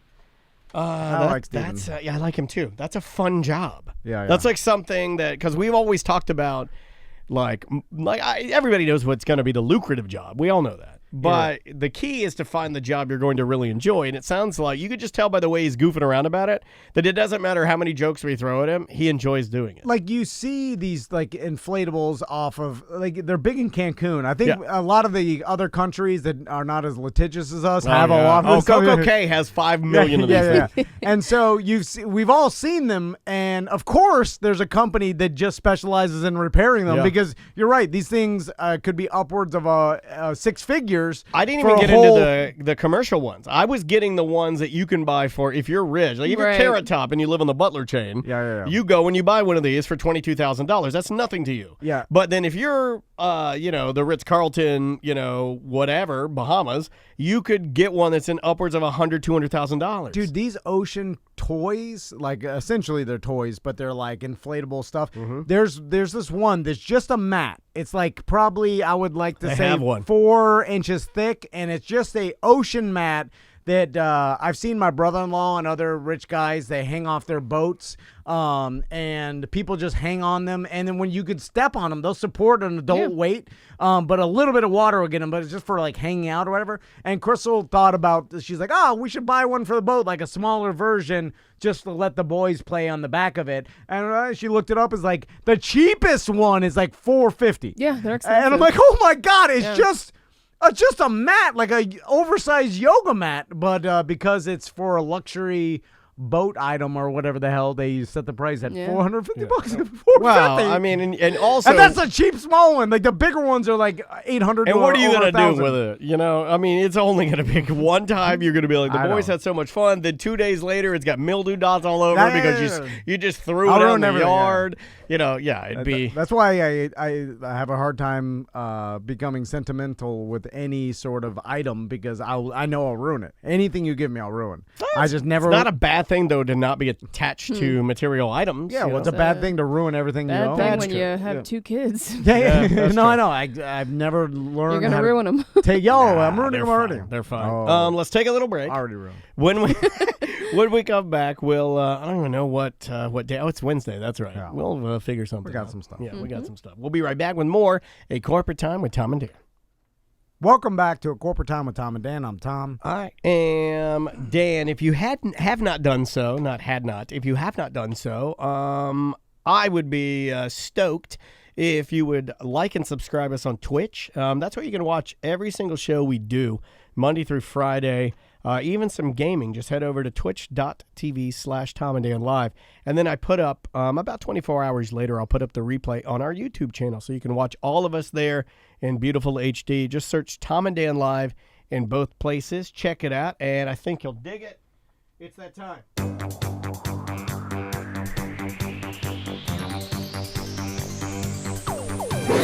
Ooga shaka, ooga shaka, ooga shaka, ooga shaka. Remember that song? I can't fight this feeling deep inside of me. Haven't heard this song in a while. I wonder who's partnering. Who's putting it in? No. Who's putting it out? No. Who's on the rocks? Who's got the ground? We're love Porky! Yeah! Who's Porkin? Brought to you by Porky's Barbecue and Apopka. If you want to have some delicious barbecue, you China. All right, Samantha. Who's Porkin today? Samantha. I like how you said Sam Ann. that. It's very redneck. Sam Ann. So who's Porkin? This week we're talking about how all these celebrity couples are being quarantined together, and for some reason, everyone is starting to dress alike. All right. Have you know a couple like this where they start wearing matching outfits? Your husband does it to How you. dare you bring that up? This is a sore subject in my sorry. household. Okay. That is not by choice. I'll do it by choice, but I feel like I get a like almost like a golden ticket because it's at the bidding of my daughter, which I don't feel like that counts because But you're dressing like your daughter or like Andrea? like all three of them, like for family Easter or matching. yeah. But like if my Ah. daughter, she's like, you wear these shorts because it matches me and mommy. I'm like, yeah, of course, Yeah, I'll do yeah. anything for her. I'll kill a man in the streets. Yeah. You know, like why wouldn't I do it? But if you're just a couple and you're quarantined together and then you start dressing alike, I don't know one. I'll rack my brain. I'll say when it's a coordinated thing where they are like wearing similar colors, that's cute. But when Okay. someone is wearing the exact same outfit as their spouse, Can it be weird. weirds me out. Can Yeah, be weird, yeah. Because you're like, why are you doing that? It's like the a- joint Facebook group. What is Yeah. this? It is corny, and you're like, come on. When people are often, and this is unfair to the couple because some people are legitimately that much in love or like that stuff, or the overly affectionate couple that does everything together, never has fights or whatever. That does exist. It's rare. Most people are just pretending to be that. Well, so that's and why it makes us angry. You're like, and for those of, I know something. and it's the people pretending that have made those of us that don't have that skeptical of your authenticity. Yeah. So Right? there is the authentic couple. Yes, that, I did burp there, a little gross burp. Well, yeah, a little Maybe. inward. It was just like a little. So It sounded like the mummy.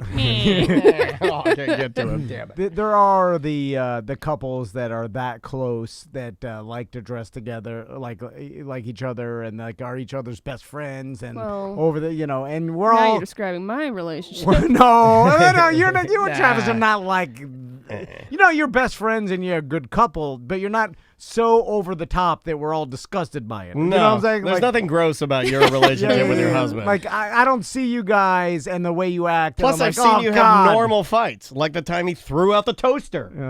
Great job. Don't bring it up. I know, sorry. But I'm just saying, you guys are pretty darn normal. I think you're functioning I hate when he wears. accurately. He'll wait until I put a shirt on. We have a lot of the same matching shirts, whether it be bands or podcasts or whatever. Sure. And then next thing you know, he's wearing the same exact shirt. I'm like, come on, man, this is too much.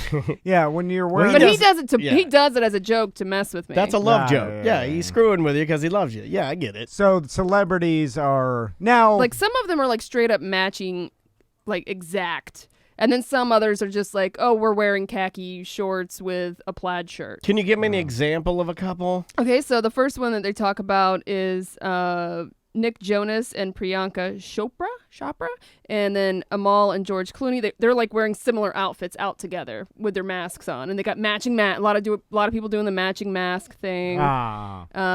This one, Emily, I cannot say this last name, Ratajkowski. Oh, that's the girl from the Thick video with her boobs out. And Sebastian Alan- Baird oh. McClard. Yeah, we like her. Now the her brown boobs hair? her boobs are out in this as well. Oh, she got but good boobs. She's straight up matching 100% with this tacky outfit and the shirts. I don't know if there's a glare there, but the shirts. Is that a Tom and Dan Hawaiian shirt? Yes. oh yeah, and they yeah. have shorts that match. It looks just like our shirts. Why is her She's boobs got- out? I don't know. She has the best boobs I think I've ever. Those are. I mean, men he has effy. his shirt buttoned, but hers is unbuttoned. Yeah, Well, well, I if mean, you got, he doesn't have boobs like hers. if you have that nice of boobs, They should be out all the time. Yeah, you got to show them to the world because they're not going to last. Those are great boobs. Gwyneth Yeah. Paltrow and Brad Falchuk. They now see this is like I'm fine with this because it's just black pants, white shirt, and then they have black masks on. Oh, okay. So that's just yeah, they're just mad at life or like the Gap or something. Yeah. That's normal. It's the when you're wearing the exact Right. same thing. It's weird. weird. It is weird. And it's like I don't know why it weirds me out, but it does. Like your wives don't ever want to have an exact match situation. Besides like a Christmas like Lily, pajama picture or totally. something. My wife's into those Lily dresses, and she buys them at these resale shops and trades them and stuff like that. And she found a pair of these shorts. They don't make men's shorts very often, but when they do, she found a pair that matches her and Maisie. That's what I'm talking about. And Where do you wear it? Where do you go out? I mean, I would wear it like to a family dinner if we're getting a photo, if we're like Easter. It's very Eastery. You know what I mean? And like growing up, the only time that us as a family, the Dennises, meaning my father, my mother, and me, would ever match or wear the same colors was Easter. That was the only time. Yeah. We'd be going to church. We'd be going, to like maybe a Barney's barbecue afterwards, and everybody would have on you'd have on pink Oxford, maybe like khakis, a braided fish belt, and some penny loafers. I mean, it was the time. Let me ask you this. And you'd match mom and dad. I feel like it's like some sort of weird basic human psychology where if you see a couple that is like overly in love and overly like doubting on each other or doting or whatever, like and then like and then we were so in love, we really like baby talk each other like baby boo. Is there You're grossing me out. because I'm gonna start doing that now to gross you out. there's only my two baby responses you could have to that. Either you're indifferent to it or you hate it or like get disgusted by it. I want to see Tom do it. But if Oh yeah. I would pay good money to So see you would go I. like, oh my baby, mama. And then, as you can imagine, I've never done that. Snuggle and me, give me smooches. I don't even know what that is. Or What is that? What that? Yeah. Baby need nipple. I can't say that on the radio. But on the opposite, when you see a couple not like seriously fight, but like the wife's mad at the husband. Oh, the you've husband mad seen at me. the- Yeah. We both seen each other Oh, fight. where it gets fight, really fight, uncomfortable. fight. There's a variety of reactions. One is comical. Yeah. Because when my friends get in trouble by their wives, I think it's very funny, and it's just Oh, you've laughed right in my face when I'm arguing with Andrea. and there has to be something to it because this is what a lot of sitcoms were based on, Yeah. like a comedy of the old like husband being in the doghouse. Like that's funny to society. Yeah. For whatever reason, we get enjoyment out of that. And then there's the awkwardness. Then there's a lot of other emotions that can come with it. But the being super in love couple that like are all kissy public displays of affection. It's like there's. It only really makes people mad, right? Or like grossed out, Like I think it depends on the level. are I you think ever you like gotta- happy? Like, is there ever a response where you see that and you're like, oh, I'm really Yes. happy for Yes. this? There's only one Really? time, and I'll Say tell you yeah. why. I think I may have figured something out here. Follow me with this. If you guys, both of you guys, watched me and Andrea do that, there would be either a level of disgust or a level of anger that would bubble in your body. But if me and Andrea are both in our 80s, sitting on a park Yeah, bench, Oh, old. and I stroked my wife's hair and kissed her, and I said, Yeah. "You are just as beautiful now as you ever been, my baby Bubba Boo Boo." Don't No, baby but you, Bubba but Boo you Boo it. guys would not. You guys, Yeah, you'd be old- like, "Oh my God, old I people want are to the love. exception. I want to Yes. love like that. I Old- want to love like that." Because you're like, man, they've lasted this long. Yeah. It's got to and be they real still love. got Yeah. it. But they still got it. I think when lovely. when old couples get that old together, like for whatever reason, I don't think they were like that their entire marriage. Like because a healthy They know marriage. they're stuck together now. And they're lonely, and that they know that the Grim Reaper's coming to scimitar their heads off. In fact, I've never seen a couple that like claimed to like never get in fights or to be. Oh, I have. But no. Well, no, We all that know was that guy. legitimate. No, I'm saying that actually like always like was like No, that it's a with each lie. other until they got old. Normal human interaction and human coupling. There's going to be fights. There's going to be ups and downs. That's how it happens. That's what's normal. And then you get old, and then maybe when you're old, you're just like the fighting and the extremes wear off, Right. and you're just kind of left in this middle Yeah. where you're just like I'm like.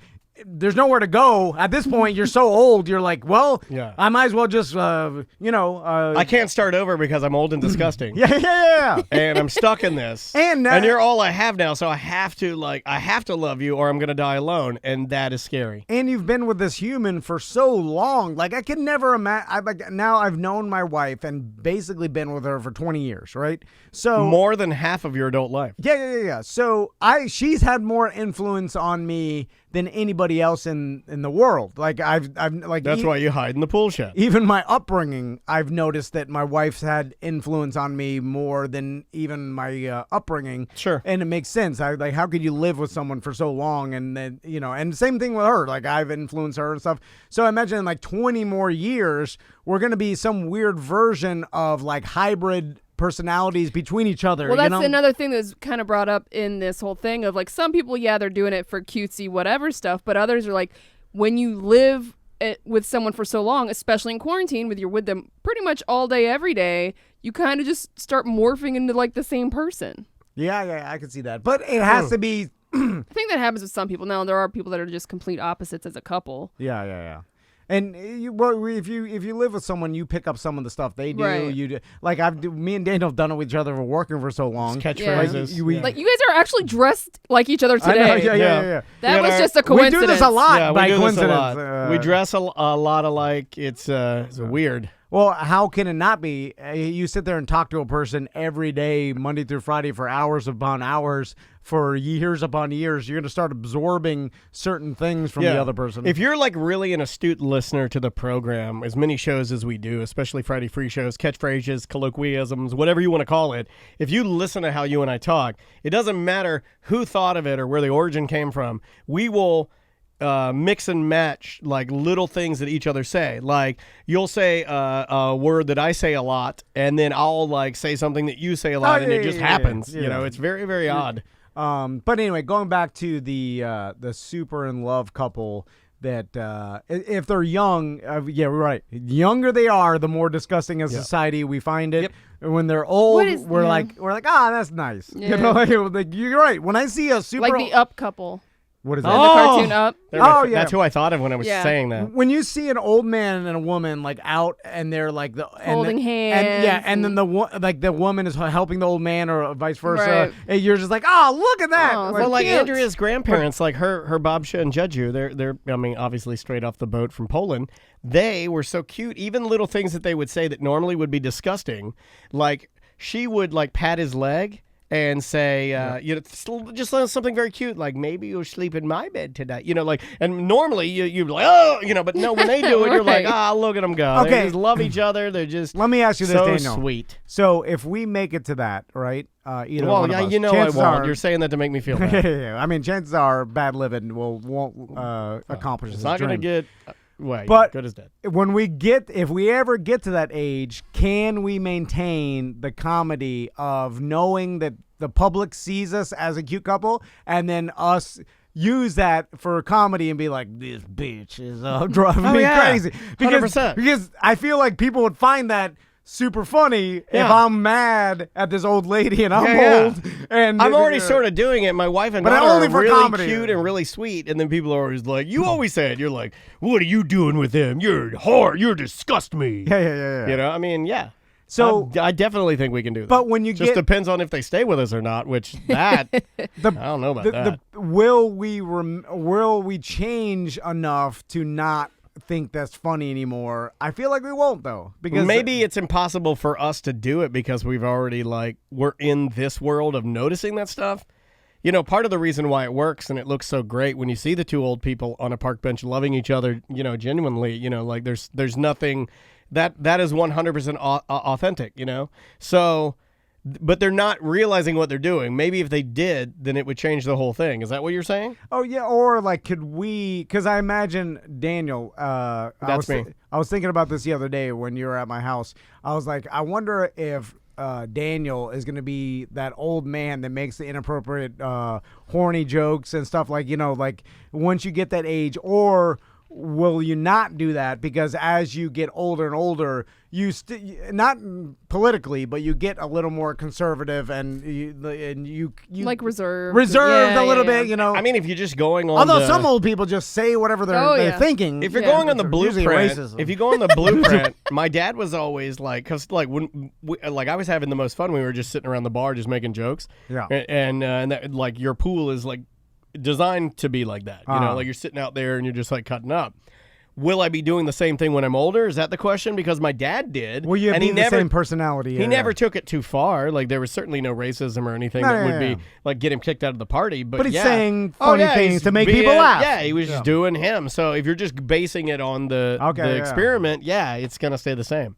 It doesn't really. Yeah. Why would it change? It's Maybe just, the subject matter changes. You know, I mean, you start talking about your cancer or your diabetes or something. I don't know. But he's still making jokes, right? Yeah, still making jokes. Yeah. Doesn't go away. I mean, it's not like you. Honestly, are you going to take the bet that I'm going to be serious Yeah, you're right. when I die? You're right. You think as I get older, I'm going to get more? I think I get crazier. No one, every old person I talk to, the one like similarity they always talk about is like, I don't feel this old, Right. And that Yeah. makes me think. Like even Your my grandpa papa said that. My papa was like in his 90s, like 90 years old, and he used to tell me, he's like, I don't feel my age now. I do not feel. Like I'm like, what the hell? I bought a house. I'm an adult. What is happening? Yeah, Right. he still thought of himself as young. Yeah. Like so, then that kind of scared me. I was like, man, you're just young brain living in an old body. Anyway. Yeah, that's Oh, what happens. no. We got to take a quick break. Scary. We'll take a quick one. We'll rest our old brains, and we'll be back with more A Corporate Time with Tom and Dan right after this. Welcome back to A Corporate Time with Tom and Dan. I'm Tom. I am Dan. Let's do some emails. You can always fire us an email, rather. Don't fire us. Well, you can. Show at tomanddan.com. Show at tomanddan.com.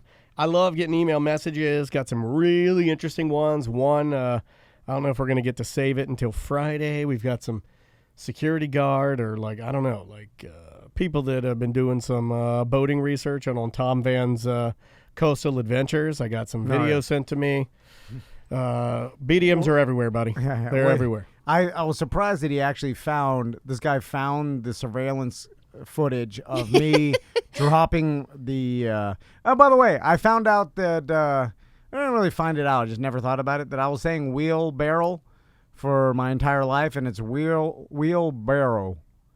And What, you thought it was a wheel barrel? I just said it like that. I never even My thought twice dad about said- it. I thought it was that for a long time. My dad said sledgehammer for the But I think longest that's time. because my parents probably pronounced it that way, so I did. Yeah. That, We all have white some trash of those, right? living. I Yeah, can't yeah, think yeah. of mine right now, but I know I have one. Everybody does. so I Yeah. dropped the wheelbarrow. It's weird saying it like that. Wheelbarrow. Yeah.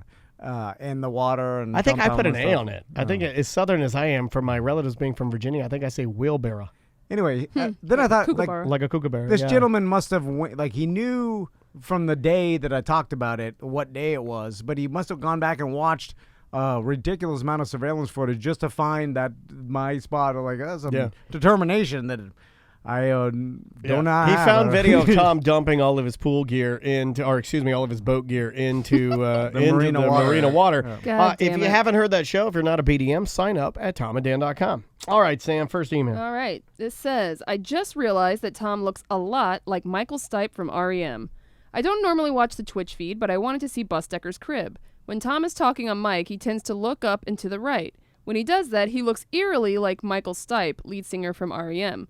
I went to college in the late 80s and have seen my share of REM videos. If Tom shaved his head, he could definitely play Stipe in a biofilm. I'm looking at you right now what on does this guy Twitch. look All right, like? turn to the right. Yeah, turn, and then that's let's do a side by side.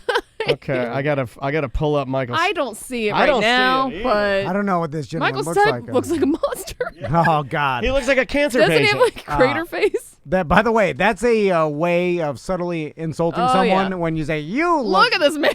Yeah, I mean, I don't. You gotta get a younger. You no way. You know that mutant from Goonies that lives in the basement? You look like that guy. You're like, oh, Aw. thanks.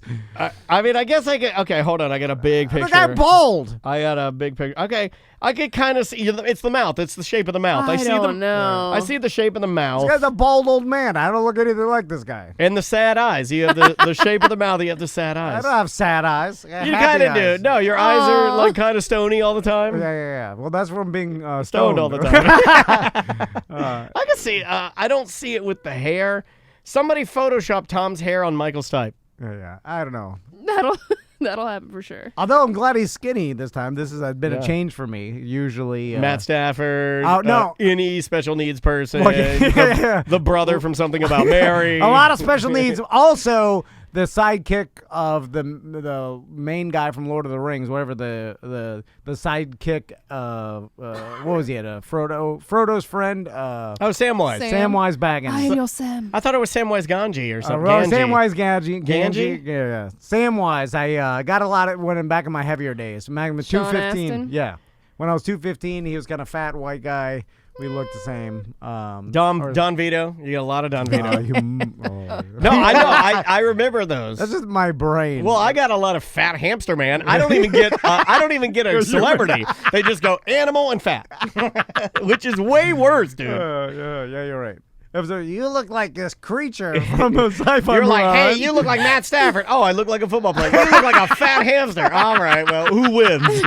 You win. So just be careful what you wish for over there, sir. That's fine. That's fine. What else you got, All Sam? right. Thanks for building this community. Shout out to the whole T&D crew for giving us great new content to help escape all the virus drama for a few hours every week. Also, shout out to Dan for letting me visit your Animal Crossing island and just run around and fish and shake trees and pick flowers in the stupid pretend world. Yeah, buddy. And a special shout out to the Pello Pals Facebook group for giving me a reason to get off the couch every day. When I already thought Peloton couldn't get better, this group of BDM riders showed up at the perfect time. This quarantine sucks a little less with all of you. Yeah, Pello Pals is something I believe our good friend Chris Fisher from BYOCB podcast put out. And it is a Peloton group for listeners. Well, it's just a Peloton group. Could be anybody, really. Yeah. We got people from Seattle all across the United States. You know, people in Iowa. We got some people in Indiana. But yeah, just search Pello Pals on Facebook. You can join in.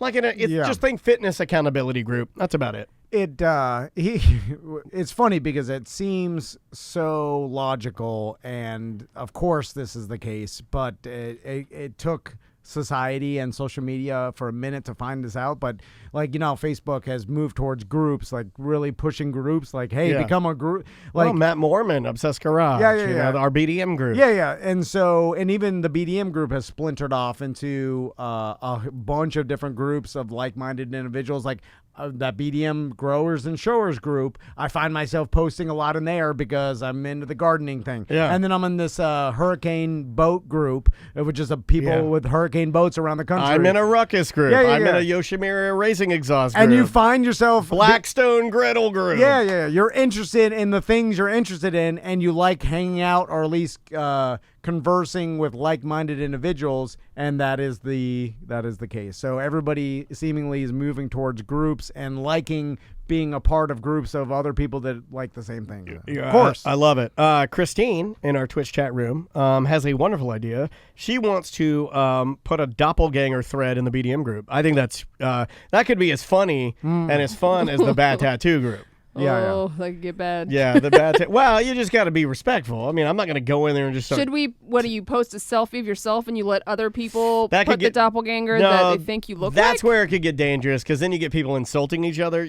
I think it's got to be, you got to pick the picture of who you think you look like. I don't No have jokes one that I allowed. think I Okay, look like. so You look like that girl from that commercial that everybody sends me. There's some commercial before you had what is that, magenta pink? I want to get your hair It's right. supposed to be like a coral. Okay, like a coral hair. Before you had that, there's this girl that everybody sends me a picture of. Well, I don't know who that is. I have to try and find it. And then there's one adult star, and I won't share that. Share it. No, it's too far. It's uncomfortable. You can't pick a celebrity or a famous person that is notoriously known for being ugly, right? If you're describing what someone else looks like, Like Steve Buscemi. like Buscemi or what's the Paul Giamatti, Paul Giamatti just looks like a normal Best I know, Buy yeah, dad. yeah. And- Like, there's nothing special about him. And honestly, Buscemi is actually a good-looking man. Yeah. But there's a lot of roles that he's played that is. He has no problem playing a creep. Yeah, He's yeah. okay with that. But if you actually saw Buscemi in real life, like Even dressed in like a young suit, Buscemi was pretty Good attractive. guy. Yeah. Well, he's got a unique look, which is probably, guys, newsflash, probably why he got a lot of roles, is because he Yeah. has a really cool, unique look.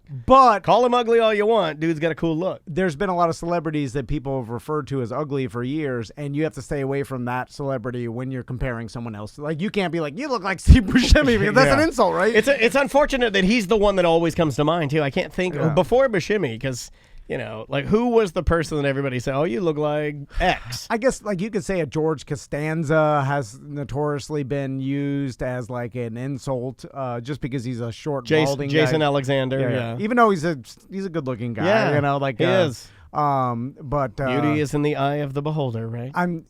It's just you can't if you say you look like George Costanza, that is a little bit of shade, right? Like, Well, I shade. to the person, Yeah. right? Right. Like I did it to myself, 2 weeks ago when I said I look like George Costanza, Slender Man. Yeah, You know, it's like, yeah, I mean, yeah. I wasn't trying to make Myself myself look- feel yeah, good.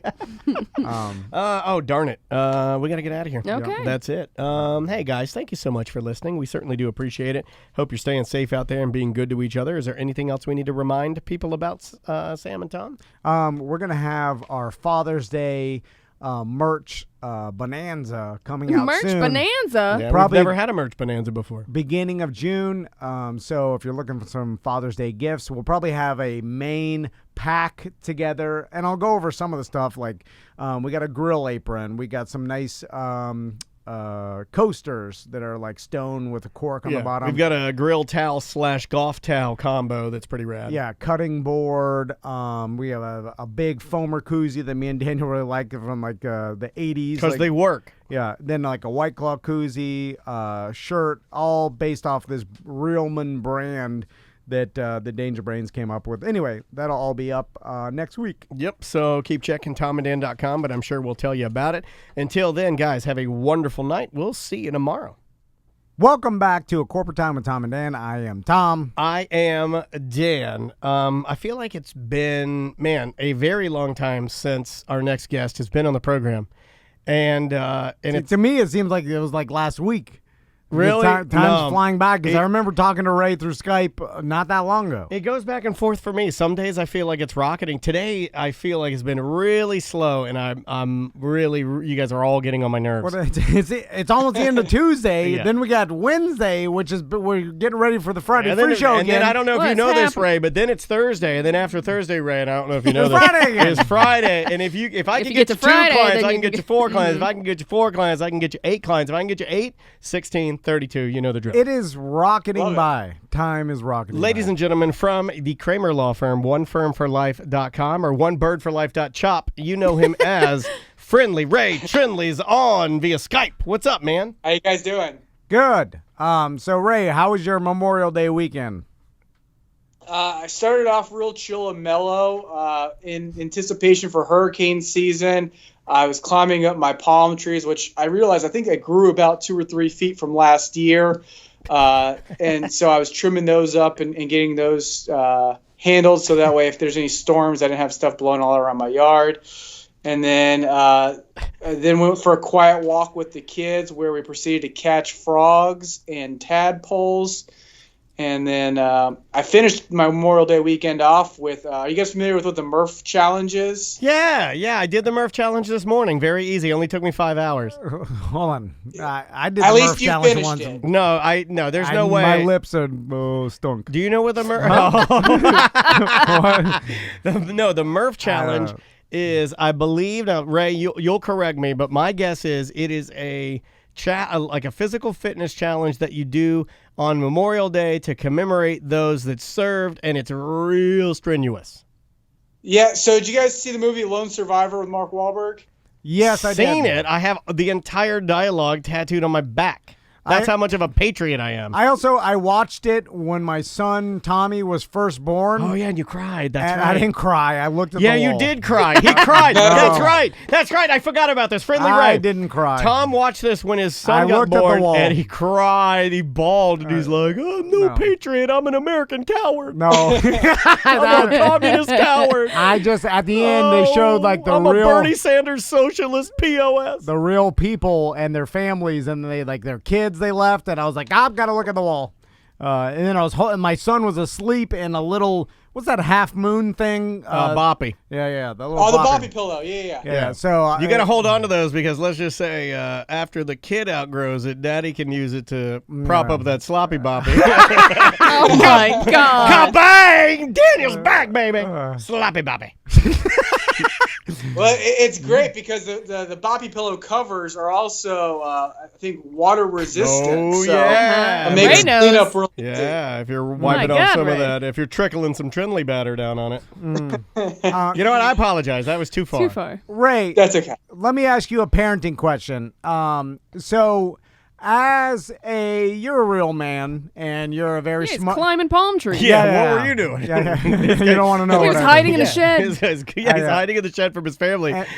So you are a white collar real man, which is, I feel like, becoming more of a rarity in this world. Oh, yeah. So what? Okay, let me ask you this. We went for a walk around the neighborhood, and what I normally usually I'm on my one wheel, I'm pulling the kids in a wagon. We don't, we're hauling ass. We don't really stop. But this time, Crystal didn't let me bring the one wheel. She's like, just walk with us. I'm like, fine. So I was walking. I'm with you. It's not as much fun. And then the boys were exploring, and then we came across a house in the neighborhood, and then the tree in the That's front where yard. Mr. Cracky lives. And the tree in the front yard, they have one of those tree faces. You've seen those before, Yeah. Oh, yeah. it's like two eyeballs and a nose that you I guess hammer into your tree, and then it to looks help like you remind yourself daily that you're dying. Right? A little bit of fun. and so then when we got to there, we're like, oh, it's a magical tree. And they're like, what? And we're like, it has a face. And then so Tommy was fascinated by it. Max was Ain't no magical tree. no, he That's was some BS. he was scared a little bit because We're finding out Max is scared of a lot of things. Yeah, he's Well, when younger. your dad terrifies you with a magical tree, that would terrify me too. Well, That's stupid. Here's the thing: Tommy wanted the magical tree to scoop him up because we were Like the giving tree and hug him. Yeah. we were telling Tommy it's a magical tree. Once it grows a mouth, it could talk, and then it could scoop you up with its branches. And tell you stories. Fascinating to me the things that Tom lies to his kids about and then goes into intricacies of war. hold on one- what the hell? Hold on one second. Max is smart. Max is not scared. This is not a fear thing. This is Max is is dumb. smart enough to understand that magical trees can go two ways. I've seen movies. Yeah. Magical trees, like the giving tree in the book, can either scoop you up and give every ounce of their bark to make your life better, or they can scoop you up and put them in the tree mouth and Oh, crunch yeah, your like bones Wizard of up. Oz, yeah. Crunch your bones up and drink all your blood. So Max was understandably and also I'm with Max. Logically scared of this because it's a giant oak tree that can scoop you up with your branches. And Tommy eat was you, like, yeah. I want it to scoop me up and I want to live in the branches like he wants. He wants to get taken away. He doesn't want to live with you He anymore. wants to dance with the mosquitoes. He wants to Yeah. live in the branches. I mean, he's just a fun boy. One with nature. So He's a boy. So then really Crystal started this. I was gonna say it's just a face they bought at Walmart. It's not even metal. But Crystal's like, so I went along with it. Then they found a piece of bark that fell off the tree, and Tommy picked it up. He's like, I think this is from the magic tree. Well, it's shaped like a hand. I saw it. Yeah. I saw this. Oh, did this Crystal post about it? No. She showed me I saw the actual thing. So then we went home and planted it. Ray, it's shaped like a little boy's hand. Yeah. It's a little piece of bark shaped like a hand. You stole the tree's hand? Yeah. And then we planted it, and we're like, this will grow into a magic tree one day. Now, obviously, it won't because it's just a petrified piece of bark. Right. But when I went to Lowe's, I bought a little annual flower, like a little weird looking, it's red. It comes with a point. Yeah. And then I planted it in there, and then the next morning, Tommy went out to check, and then he saw it. He's like, "Whoa, it's growing something!" And then he's like, "I can't wait to see what it grows tomorrow." I'm like, "God!" I went to Lowe's again. You've done and bought it. It's another Elf on a Shelf all over again. I know. Yeah. I've done magical tree on a shelf. Now I'm going to Lowe's every afternoon, buying another flower to plant in this thing. So my son, Jesus, man. Yeah, no. It's a stump and a You dump. need to get like a bonsai tree or something that grows naturally very fast. Yeah. That's what I'm looking for the next. But anyway, so You're bad at this. You're not even assuming the fact that Max is going to never go in the backyard again because you guys are Right. growing a man-eating tree. So stupid. Yeah, You're so stupid. Oh,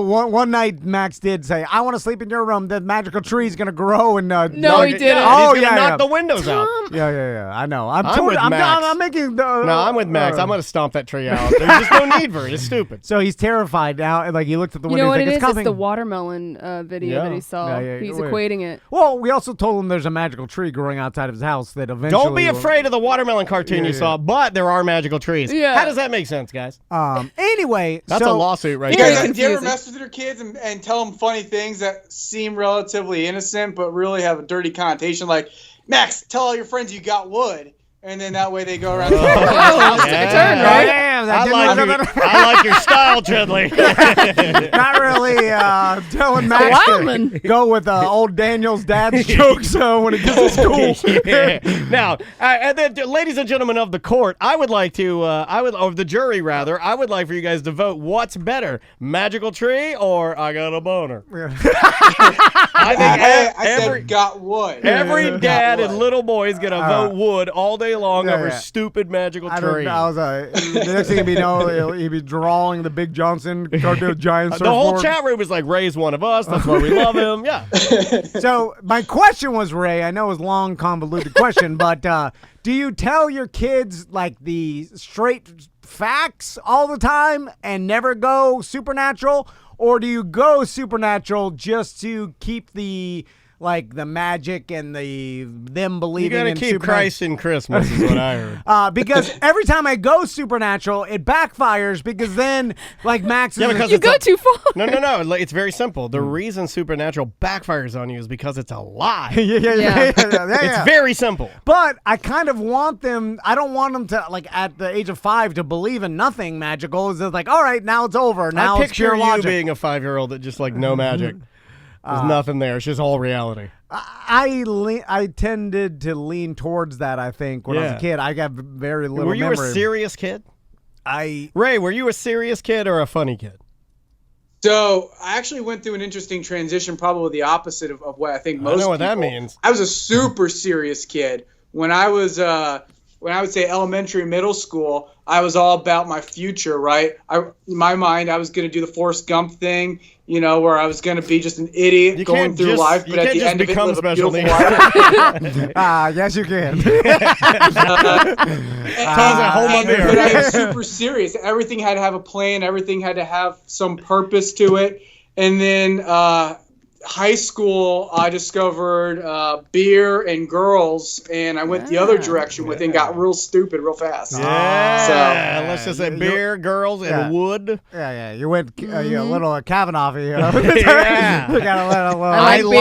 I like beer. Some of my best friends are beers. Some of my best friends drink beers.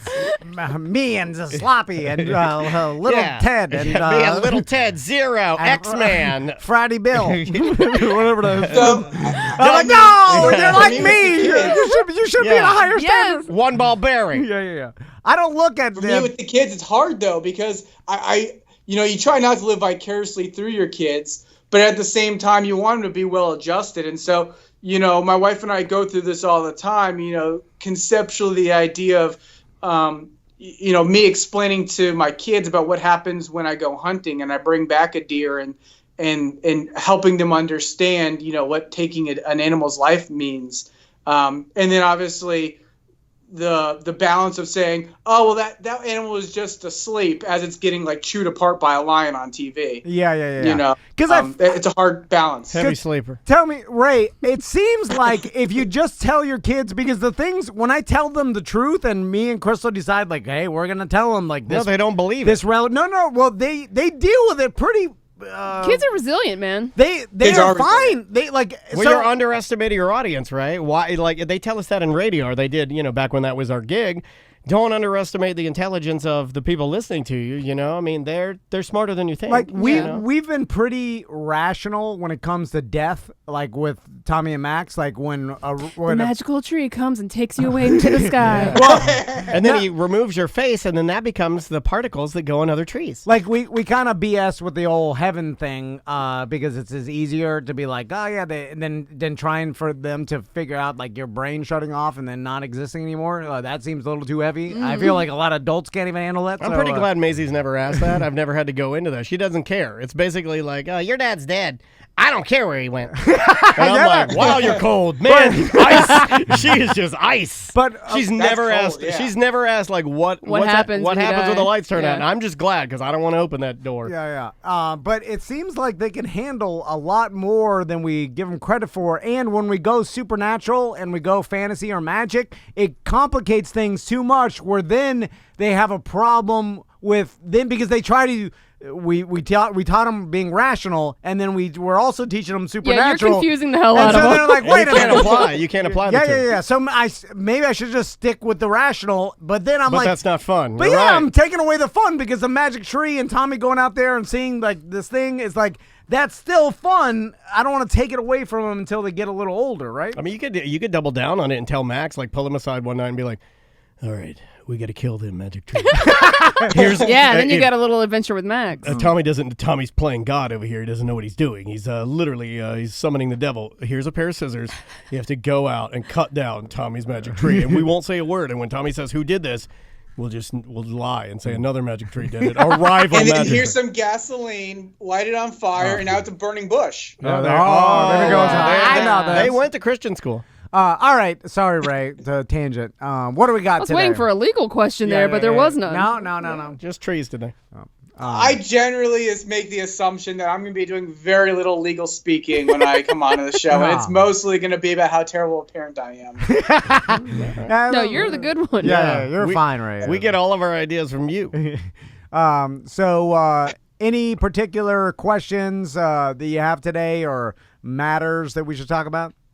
No, there's just a couple things, and I like to keep up to date and always talk about things that are changing in the law, and there's a couple of things that are coming out, and with the whole COVID-19 pandemic thing, we're seeing a lot of interesting lawsuits that kind of that stretch between can employers get sued by employees for not creating a safe work environment? Yeah.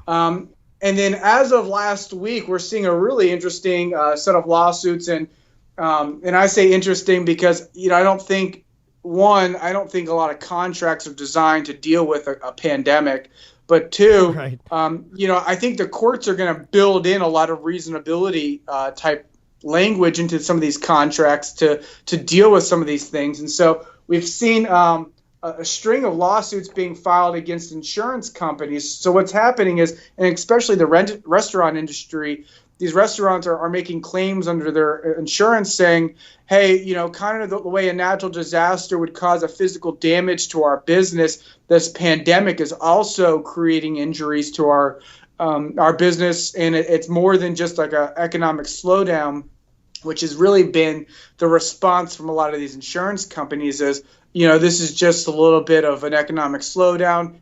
That's not normally covered under your policy. And so, the interesting stuff, and I say interesting, it's interesting to lawyers, but the interesting stuff that's going to come out of this is one, the way the courts are going to interpret the language of these contracts, but then two, the need for lawyers to intervene and input information about not just, your house burns down, but what also happens if, there's a global pandemic and you're not able to close on your contract because there's stay-at-home orders and there's a government entity saying you can't go out. And so that seems like Ray, and maybe you'll agree with this, but there's a difference between like an economic slowdown and then the state in which you do business telling you have to shut down because of this pandemic. So then it's out of your hands. It's like, well, that constitutes. I could see a restaurant saying the natural disaster, just like as if there was a evacuation order from a hurricane, like earthquake or anything else. And again, and right now we're at the motion phase where, both parties are filing motions and trying to basically litigate on paper. We haven't had a court make a decision on this yet, but I've been making similar arguments in the courts recently because, so much of what the economic slowdown from this pandemic has been not because people are afraid and they're not going out, but it's been because of court orders. It's been because of, governors of states and mayors making announcements saying stay home. And there's these executive orders that are in play. And so, the analogy would be if the government condemns your property and says you can't reside here, normally you're entitled to be compensated, and we call that a taking. And so what they're arguing is whether or not this economic loss is a true loss, and then obviously trying to then shift the blame. Well, who's responsible for this loss? And so, from the insurance company's standpoint, it's a virus, nobody's at fault. But from the insured standpoint, they're looking at this as, it wasn't my fault. There's nothing I could have done if I could have had my employees come back. And so it's really a fascinating legal issue. And again, something that, I don't think really anybody, in our generation has ever really seen anything like this before. And it's not as though, we see a countrywide shutdown frequently enough to where, there's any case law or authority. But like I said, I think it's going to be really interesting on how the courts are going to interpret these contracts and read into them, whether or not this loss is something that should be covered. It just seems like a gigantic mess. Like everybody obviously at first did what they had to do and is doing what they have to do. And then now, as we're seeing, like, with the time passing by, there's all these questions whether this politician had the right to do this, whether who's responsible for my business. Normally when there's something new, state, the government. Well, normally when we deal, and I think you'll agree with this, Ray, normally when we deal with something new legally, I almost feel like it's a tiny thing. But in this instance, we have so many. It's the entire world. Yeah, it's the entire world at one time asking a million new legal questions that we really don't have anything even on the books to represent a lot of it. It's so bizarre to me, and I'm not over the fact that everybody is dealing with the same thing. And I'm so used to living in Florida and then going through like this hurricanes. That's us. This month of time where we're watching the news, watching the hurricane come, or seeing if it's but nobody else can even relate to it. Yeah, and then when it comes, either it hits us, and then there's a recovery, the cleanup, but we're kind of used to this cycle. And then to see... Well, that's why it can be so traumatic for people that have never even been through anything even similar. Yeah, I think that's why we probably did a little better than most mentally. Maybe, I don't know. And to see every single person dealing with the same thing is really bizarre to me. It is. I'm just like, wow, everybody you could think of, every actor, everybody. And it goes all the way up, right, Ray? Like it goes from like your most massive... Supreme Court type of dealing to tiny little minuscule court, type deals. Absolutely. And it's been trickling down from, at least from the Florida Supreme Court, because kind of what the federal government said was we're going to leave it up to the individual states to kind of deal with these things.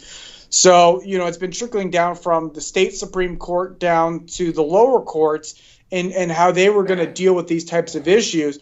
But again, I want to circle back around that, conceptually, the idea is so amorphous, right? There's no real parameters on what this really means. And if you were to say, kind of to the point of it's like a hurricane, right? In a hurricane, we kind of know, all right, you might not have power for, a few weeks or a month, but then things will get back to normal. And usually it's a small area, even though, I don't know as far as power outages, which storms were the worst, but I think back to the mid 2000s and some of those storms that kind of crisscrossed the state, those were the years where probably there was the most power outages, but we kind of knew they were hitting it by segments and eventually things would get back to normal.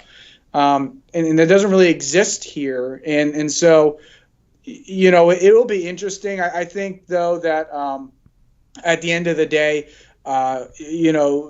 fortunately, I guess for me, lawyers are going to be needed throughout this process because of these legal intricacies. And, we're not just seeing it in insurance contracts. We're seeing it for alimony too, right? People are saying, hey, I can't pay alimony. Is this something that, the court should consider as this pandemic? And then, the question becomes, well, hold on a second. Is a pandemic something that you can anticipate?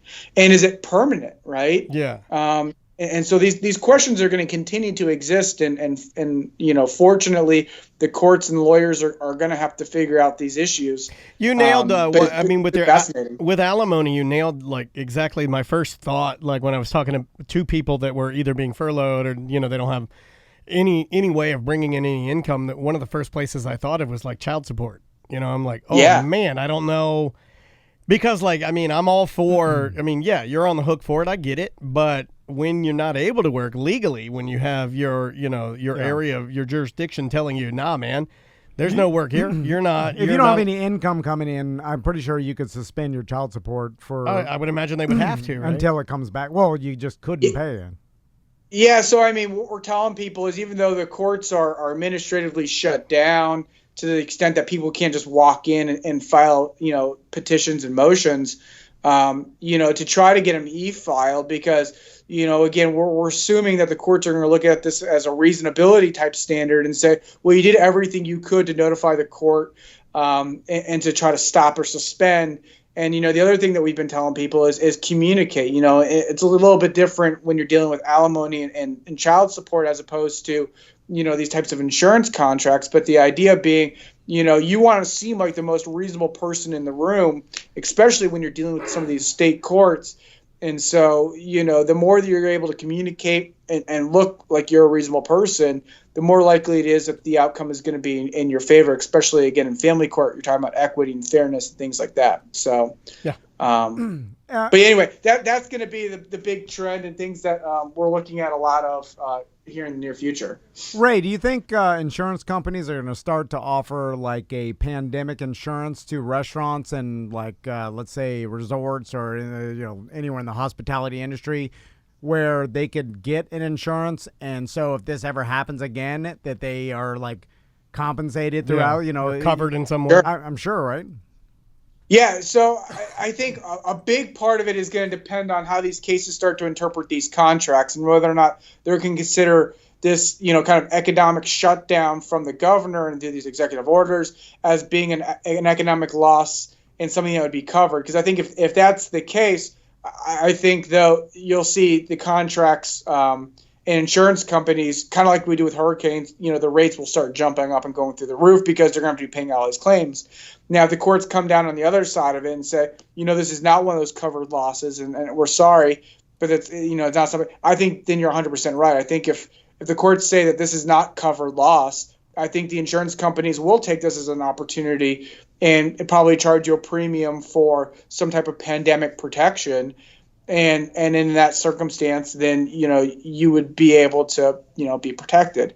And then, you know, that kind of is, you know, one hand washes the other type of circumstance because now you're getting paid more money to cover, you know, these types of losses. Right. So, Yeah. Right. Man, it seems like they have the opportunity to really benefit if the courts say, hey, this is not covered through this and you have to get your own separate insurance. Oof. And if insurance companies start selling some sort of pandemic insurance, they're going to get, because the likelihood of this happening again in the future is high over enough time. But I mean, it could be another 25 years before something like Think that. about how, I mean, it's so scarring to have this happen once with zero preparation. I mean, just Right. by human nature, you're going to want to opt in and never let it happen again, no matter what the chance is. And the likelihood of all these countries getting together and probably stopping this from ever happening from the source, unless it got out of control fast, like is going to be high. Like they're going to be on the lookout Too many factors. for any virus in the future to Really? never get this far out. So as an insurance company, I like the odds because all insurance is gambling. I like the odds. It is. No, I he's know. right. I know. All it is they evaluate risk and whether something is going to There's happen. a lot of balls dropped, a lot of embarrassment. And then they put a value to it, like, all right, we'll cover 50% of your losses, but now you got to pay us $500 a month insurance, you know, restaurant it or whatever, you know, and then over a long enough time, you'll get rich. Anyway, so got anything else, Ray? The other thing I want to talk about quickly, it's been an interesting story that I've been following over the last 10 years. This guy, his name is Harry Franklin Phillips. And back in 1982, there was a murder, and Mr. Phillips was convicted of first-degree murder and sentenced to death. All right. Okay. And so, you know, it seems pretty open and shut, but, you know, throughout the years, and there's been a couple of times where this has actually gone back to the Florida Supreme Court, specifically in reference to 2006, he raised an intellectual disability claim. So what we saw a United States Supreme Court case back in 2002. And in 2002, the United States Supreme Court kind of set up these different factors for the courts to consider in determining whether or not an intellectual disability would be a prohibition from being subjected to the death penalty, because they consider it cruel and unusual punishment. Yeah. And so we saw the Florida Supreme Court look at this guy's case again back in 2006 and say, you know what, we're going to deny him a claim. And so really what the law was in Florida at the time was if your IQ was 70 or lower, you had an intellectual disability.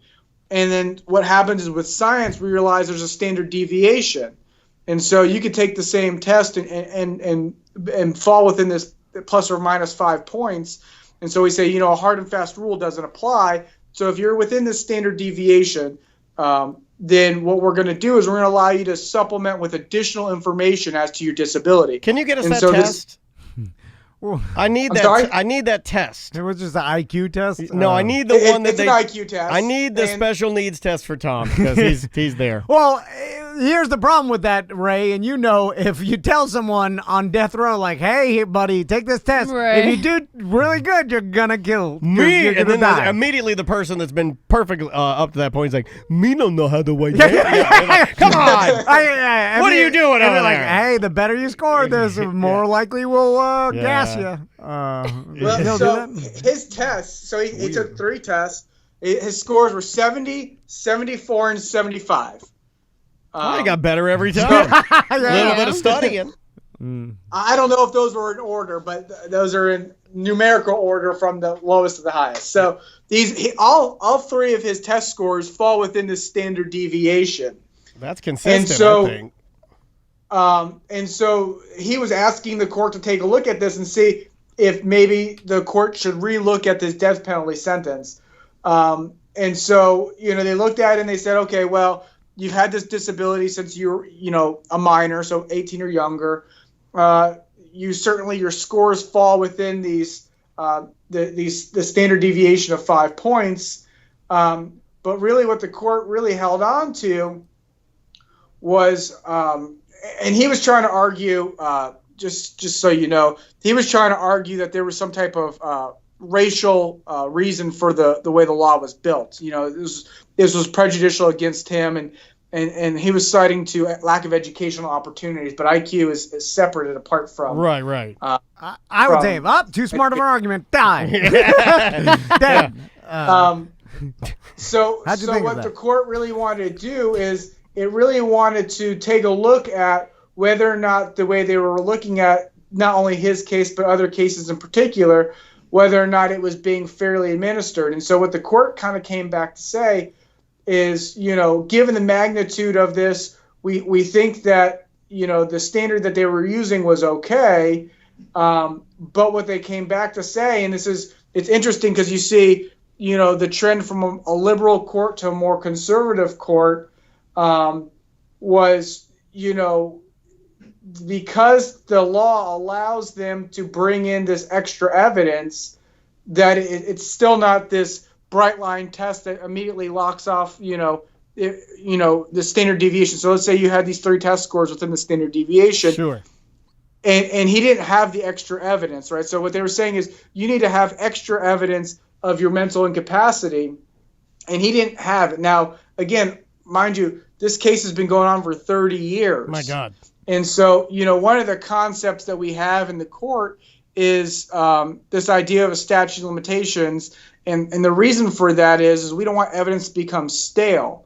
And so we kind of have exceptions for statute of limitations, and some of those apply to death penalty types cases because of the magnitude of obviously the punishment. And so basically what the court said was, well, you didn't present any evidence of these other mental incapacities, so therefore even if you did fall within this exception, we still wouldn't be able to grant review. And then, the court in its dissent, which is, so you have the opinion, and then you kind of have these other opinions, and it's a 4-1. And so the person who didn't agree with the other 4, he comes down and says, well, hold on. If you're a person with an intellectual disability, you may not have the same records and the same evidence of an intellectual disability as somebody who is maybe more together and has a higher IQ. And so, it's really interesting. Well, that And makes again, sense. it's a reversal of what the court said previously in 2006. And so, the dramatic legal effect to all this is that you have all these cases that keep going back and forth and getting ping-ponged, right? So you've got, and again, this guy was found guilty and sentenced to the death penalty in 1982. So for over 30 years, you have this case going on, and there's others like it. And every time one of these decisions comes out, you've got a whole swath of cases that have come back and say, well, hold on, maybe we want to argue this other point. And so, again, it's interesting. And then obviously from a political standpoint, that the trend on death penalty cases is going back and forth too. And so, it's interesting how the court's interpreting and what they listened to and what they relied on. But, again, It's also interesting that this guy reversals. could be sentenced to death and then for 30 years just kind of ride it out in some sort of weird, horrible limbo. 38 years. Yeah. That's when the year I was born, 82. Yeah, that's crazy, right? I mean, like... Also, the amount of time and resources I always see, like with this this case and the amount of people looking and the amount of different times they have they either appealed it or gone over. I was like, oh my God, just... Yeah. Let him rot in jail forever. Like Yeah. I just too much time. Whatever. Yeah. Like don't kill him. Just let him then just be in Turn jail him into forever. a magical tree and be done with it. That's what I say. I know that's not the way things work, and we need a system, but it's so much waste of time and Oh, yeah. money. My God, It's all the waste and all the time. Well, Well, Ray- and then the point that they're making is this is obviously an evolution in science and in the law.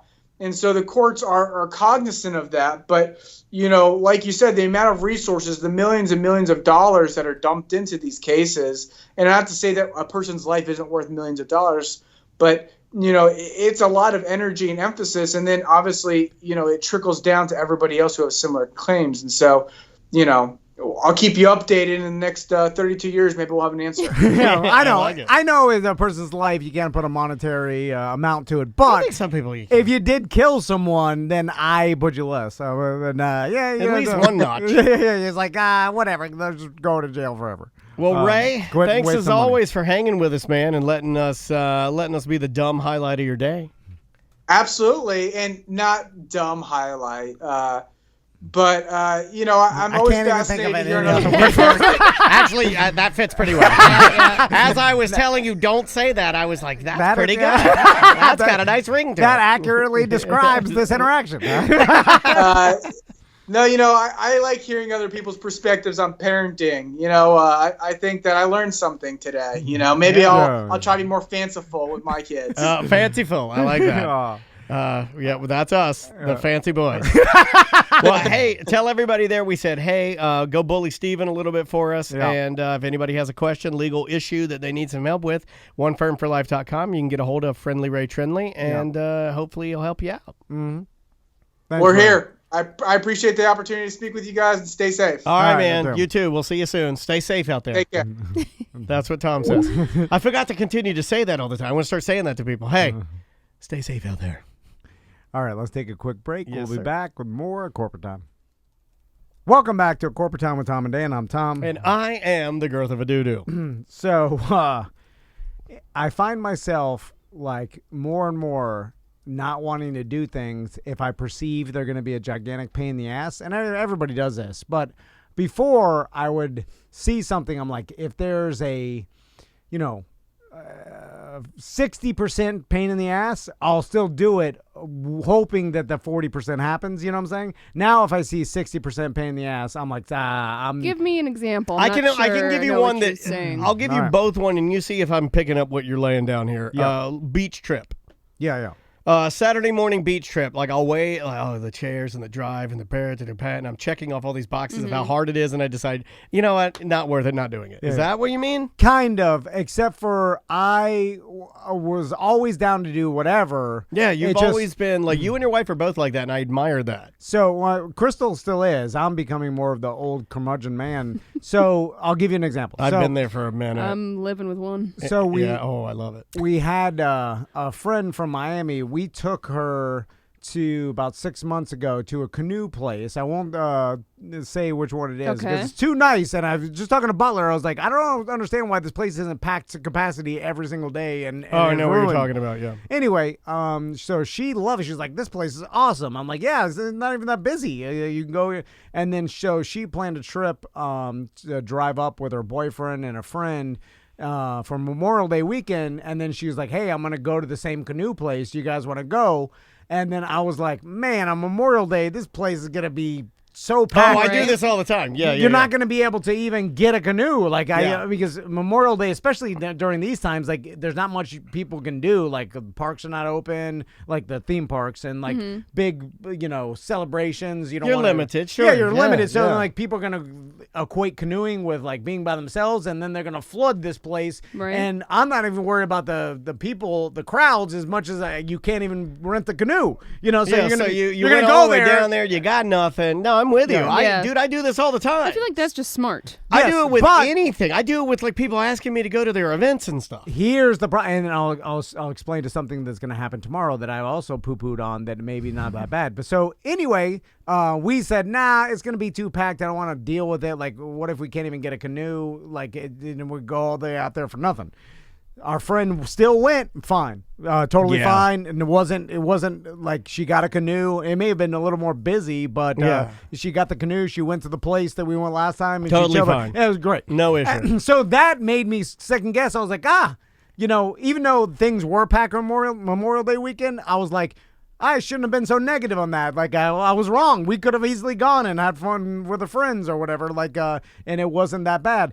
So my wife, Crystal, wants to go to watch this launch tomorrow because, it's the first time they're sending, men into space through Cape Canaveral in like 9 years or something.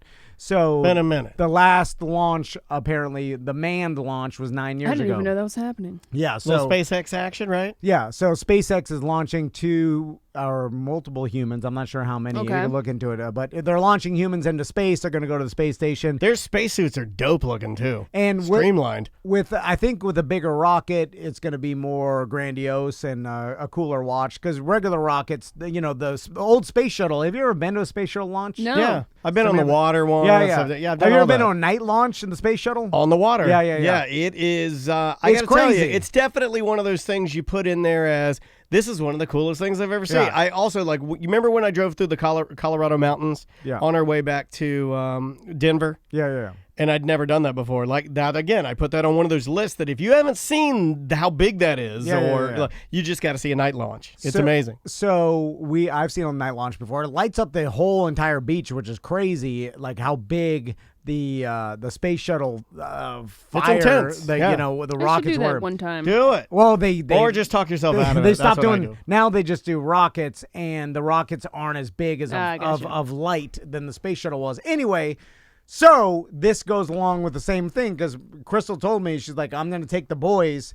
out to watch the launch, and I was like, oh God, it's been all over social media. Like you're going to go out because we have gone out there and we couldn't even park. Yeah, but you're not going to be there, so let her deal with the hassle. I know, but I feel like the need to talk her out of it because I'm like, everybody's going to go down to the coast to watch this. You're going to be stuck in traffic. You're never going to find a place to Wait, park. you're not gonna go.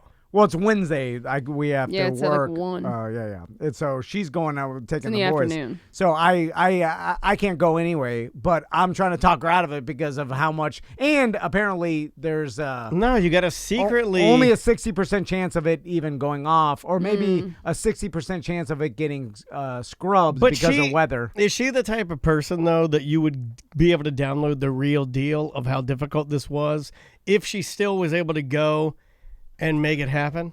Do you understand what I'm saying with that? What? Because there are plenty of people that will go and do these things, and even if they don't work out, they don't want to Admit that I'm right. admit that you're right. Yeah. So she would fight and do whatever she had to savor the day. Also, I'm also telling you guys this. I didn't poo-poo into her because I didn't want to. I was like, No, how you is never this- do that. How is this going to benefit me at all? Yeah, never do I that. can't No. go, so it doesn't matter. So if she wants to go, Yeah. But I feel like I want to talk her out of it because I'm like, there's going to be too many people. Because we one time. Chat room loves the she won't be back until 8 because of traffic. Go have an Yeah. evening to yourself.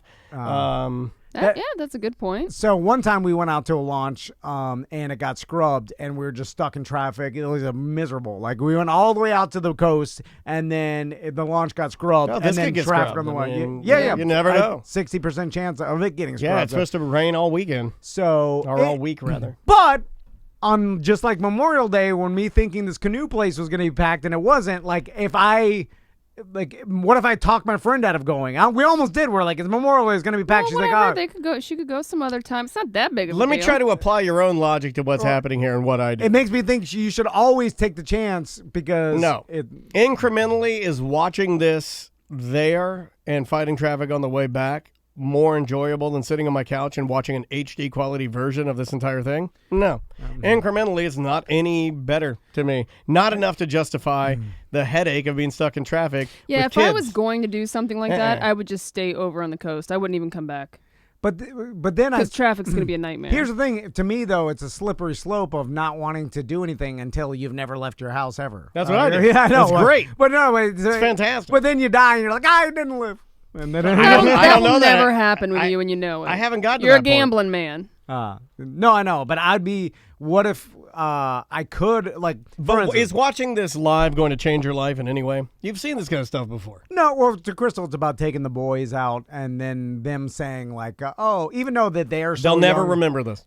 I know, that's what I say, but I like the way she lives her life because I don't want to fall into curmudgeon old man that never does anything because he always like saying this is gonna suck. Too late, buddy. No, I'm gonna fight it. I'm not gonna. No, I'm not. He's gonna do all the bad decisions. No, but it's like venom. Once it's on you, you can't fight it. It's gonna slowly just creep up your leg and eat you. I'm gonna start until you looking fully at. become it. I'm gonna just start doing things, even though I now think. let's say that she goes and it is a nightmare for her.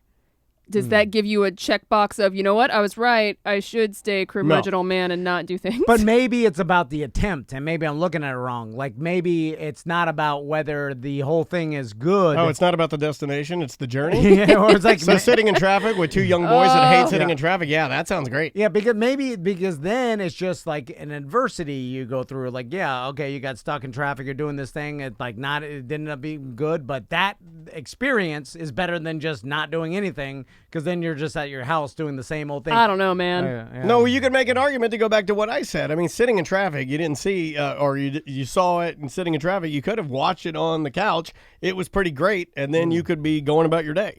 Yeah. Without the traffic. I think everything's case by case. It is case by case. Because like NASCAR, for instance, like being at a NASCAR race is amazing. And once you've gone to it, though, and you've experienced it, I don't think I ever want to do that again. I'll just watch it on the couch. So what if she goes out there, finds a parking space, goes out there with the boys on the beach and watches I would say this launch? that's great, but I don't think it's probable. Right. Yes, yeah, you're right. But you could never do it if you decided not even to try. I'm just of course. I'm like, you know what I forgot during this entire thing is I'm not factoring in at all the fact that people are stir crazy and want to go out and see this thing.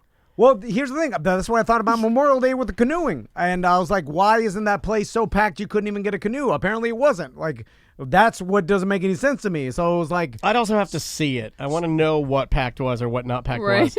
Because she got a canoe. Was it Memorial Day itself? It was Sunday. It was the most busy day of the weekend on Memorial Day because everybody goes out on the Sunday. People think the Saturday is packed. Sunday is really the day that you shouldn't go to like the beach. Oh yeah, the president's supposed to be out there too, so that's going to factor into. Oh, it's going to be a nightmare. Look, I mean, I admire. Kids are out of school. I'm with you. Yeah. I've always Some admired people are furloughed right now. I've always admired the fact that her and Andrea's this way too. I've always admired your wife for being adventurous, and wanting to do those things and not letting it kind of get her down. Like I admittedly, I'll just write things off. I'll be like, oh, I know what that's about. I don't need to do it. And there's absolutely some truth to what you're saying. I just don't think this would be the one to test it on. It seems to me like why even try? It's going to be bad, but that's a bad mentality. And then I'm trying to get away from that because maybe you should try, even though you know that most likely it's going to be traffic and you're never going to find a place to park and like Well, I think it depends on how much that stuff bothers you. Or it could get scrubbed. If you're like me and that kind of stuff bothers you like more, like that kind of stuff bothers me more than it bothers you. Yeah. So you'd be better in that scenario. Yeah, go with the flow. Yeah, you just got to pick kind of what you're doing. Like if I get out there and it's just everything is going wrong, one after another, after another, after another, after another, I'll probably get more pissed off than you will. You'll just kind of, whatever. Not a big deal. Anyway, that is interesting. I wonder what the real probability. To me, it's so small that it's not even worth taking the chance. Because if there's a 60% chance of it getting scrubbed anyway, so you take that, then what are the chances of you finding a parking space? 10%. So now you're probably whittling. I'm no statistician. No, I do the math, know what you're but like you probably got what, a 5% chance of making it down there parking and watching a successful launch from the beach in a perfect scenario. Like 5% is too low for me to take chances. Like, that's interesting. Although. What if it is awesome and my boys get to watch their first manned rocket launch? They're also like, or at least get to say in their mind, like, because Crystal. Do your kids care? They're young. No, they don't care. But Crystal does she's do making things memories anyway, for them. Yeah, and will say like, I know they won't remember it, but I could tell that it's valuable for her to be like, hey. You were at the first SpaceX rocket launch they did. Now, I'm sure like when they're 20, it'll be like a common thing that all the time. But it could be like, you were at the first one. It's valuable to her. The chat rooms. Okay. The chat. Yeah, no, I agree with her because I remember my parents doing that with me. So I agree with her. Yeah. 100%. What they're not factoring in the chat room is, or what we're not factoring in rather, is the fact that this whole thing would be easier had you guys already had a plan like 5 days ago where it's like, we know a guy that has a house on the beach. He's going to let us park at his drive. You know what I mean? Like, if you had it like Why do you think I'm talking about it? Yeah. All this was to get the email later today. Like, hey, Tom, I heard you talking about I know a secret spot. Grifton. I work for I work for SpaceX. I work for SpaceX. Oh, yeah, come on in. Just drive on onto the property. That happened to the last launch. Someone from Kennedy Space Center is like, hey, next launch, you can come to the watch facility that's the closest you can get to the rocket. You can remember, you got to go through the I didn't want to fill out the paperwork. I'm like, oh my god! But I've never even been to Kennedy Space Center. Oh, it's great, and I've lived in Florida my entire life. I've never been either. It's great. Oh, you guys should go. Super fun, and they've done a lot of like they made a lot of like crazy. New exhibits for it, and then you can go out into like their rocket garden out there where they do the concerts. Rocket garden. Well, they had like Duran Duran play out there among the rockets. Really cool stuff. Interesting. Yeah, we got to take a break, so we'll take a quick one, and we will come back with more A Corporate Time with Tom and Dan right after this. Welcome back to Corporate Time with Tom and Dan. I'm Tom. I am Dan. We have he was a local comedian. Now he's out in Vegas, and we missed this guy. Yeah. But on the line with us right now, I guess live from Vegas, is our good friend Mike Charette. What's up, man? Hey, what's up, guys? How's it going? Good. How you doing, Mike? God, when's the last time we saw you? It's probably like been, a year almost? Been like a year. I think I was there in January. I think it was my last comedian. Okay, 3 months. My last I'm thinking in my head, I'm like, I don't think it was a year. But COVID is got everything on slow-mo. No, is it slow or fast? Right? I don't know what it is. It's slow for me, man. All of a sudden, we heard that you... You ever go into the bathroom and you're going number 2 and you look at your phone, you've been in there for 3 hours? It's weird. I am having like slow-mo right now. So, Mike, can we talk about why you went out to Vegas? Because I don't know. I know. All Chris has told us, like, oh, Mike got an opportunity. It was one of those weird things, Mike, where all of a sudden there's a new person that was taking the comedians here for the interviews, and then we're like, uh-oh. Yeah, and Tom's like, that's not Mike. and then it was one of those things like if no one talks about it, you assume it's bad. Like, oh, he must have got fired or something. But that's weird. I heard he was inappropriate to a server. But then Chris was like, no, you got a good opportunity. She didn't tell me what though. But I don't know. Can you talk about it? Yeah. I started working. Well, I've been working for Bonkers Comedy Club. Like part time. Since I started doing stand-up comedy like 9 or 10 years ago. And they opened up an office out here in Vegas, and they kind of asked me to take charge of it. And, they're opening up a lot of new rooms in Vegas as well. So they just kind of wanted me to, help work the office out here. That's awesome. They offered me, a great deal. And, Yeah, and then the freaking pandemic hit, so now it's like, oh, what am I doing here? Yeah. Well, there's not much of anything going on anywhere, so it's not like Vegas is any different than anywhere else. No. So what have you heard there now that you're like in kind of management?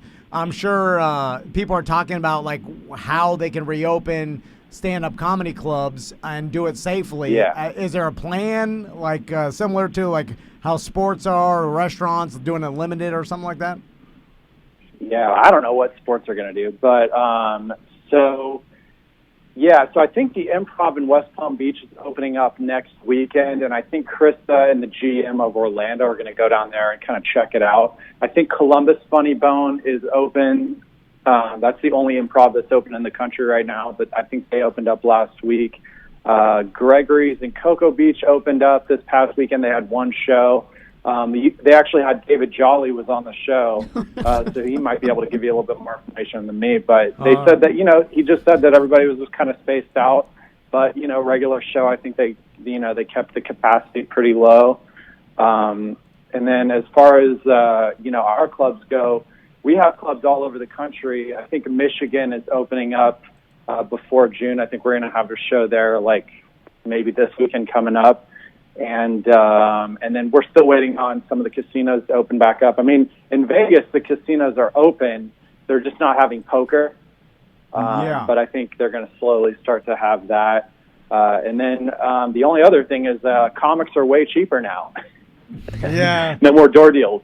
Yeah, I thought about that. I thought about like what bands and even stand-ups would do. Is that kind of what you're saying? Because, pardon me, I would imagine you book and you work with people. Are you seeing that obviously there's less money being brought in, so immediately is there a percentage lower that most even bigger named headliners are charging? Has that been incrementally like kind of trickled down to a different percentage of payment? I don't know, but I just know that like in the past, comics always would have things like door deals where they would take, all these different percentages plus a head count. If they sold out, it was a bonus. But now head counts are just kind of being thrown out the window. It's like, well, we can only have so many people. Yeah. Of course, we're going to sell out, selling 100 tickets or whatever, the case may be. Right. So I think now the agencies are starting to kind of reach out to some of the bookers and producers and are just kind of saying, hey, we'll come in, we'll do the show. We're not going to, we're not going to have any bonuses, no sellout, extras. So I think they're just trying to be a little bit, trying to work more with the clubs because there's so many different, as you guys know, there's so many different categories of comics. From the guys who sell out arenas to the guys who just get booked on the weekends after somebody drops out, Yeah. So everybody's kind of like trying to get work, including the guys who usually would do door deals and do bonus type structures. It also makes me wonder what's going to happen to like these YouTube influencers who have sort of infiltrated, and I don't mean that in a negative sense because that's not fair to them, but like have infiltrated like comedy clubs coming to town and then booking themselves. Well, they're not going to be able to do that now. Plus, they've got everybody on the back end of their, like, why are they famous, right? Let's think about it. Streaming and being on the internet. Now you got everybody doing that. It kind of eats into it. Like, so which way are you going to go? Are you going to try and concentrate more on keeping your channel and your bread and butter tight? Or are you going to cancel all these tour dates that you might have had where you were popping around and, selling out one-off dates? Is that even available to you anymore? I mean, this is kind of shaking up everybody. Yeah. Yeah, no. And then also you're gonna have a lot of comedians that don't want to travel and fly to. Comedians are weird guys, and some of them are really scared of that stuff.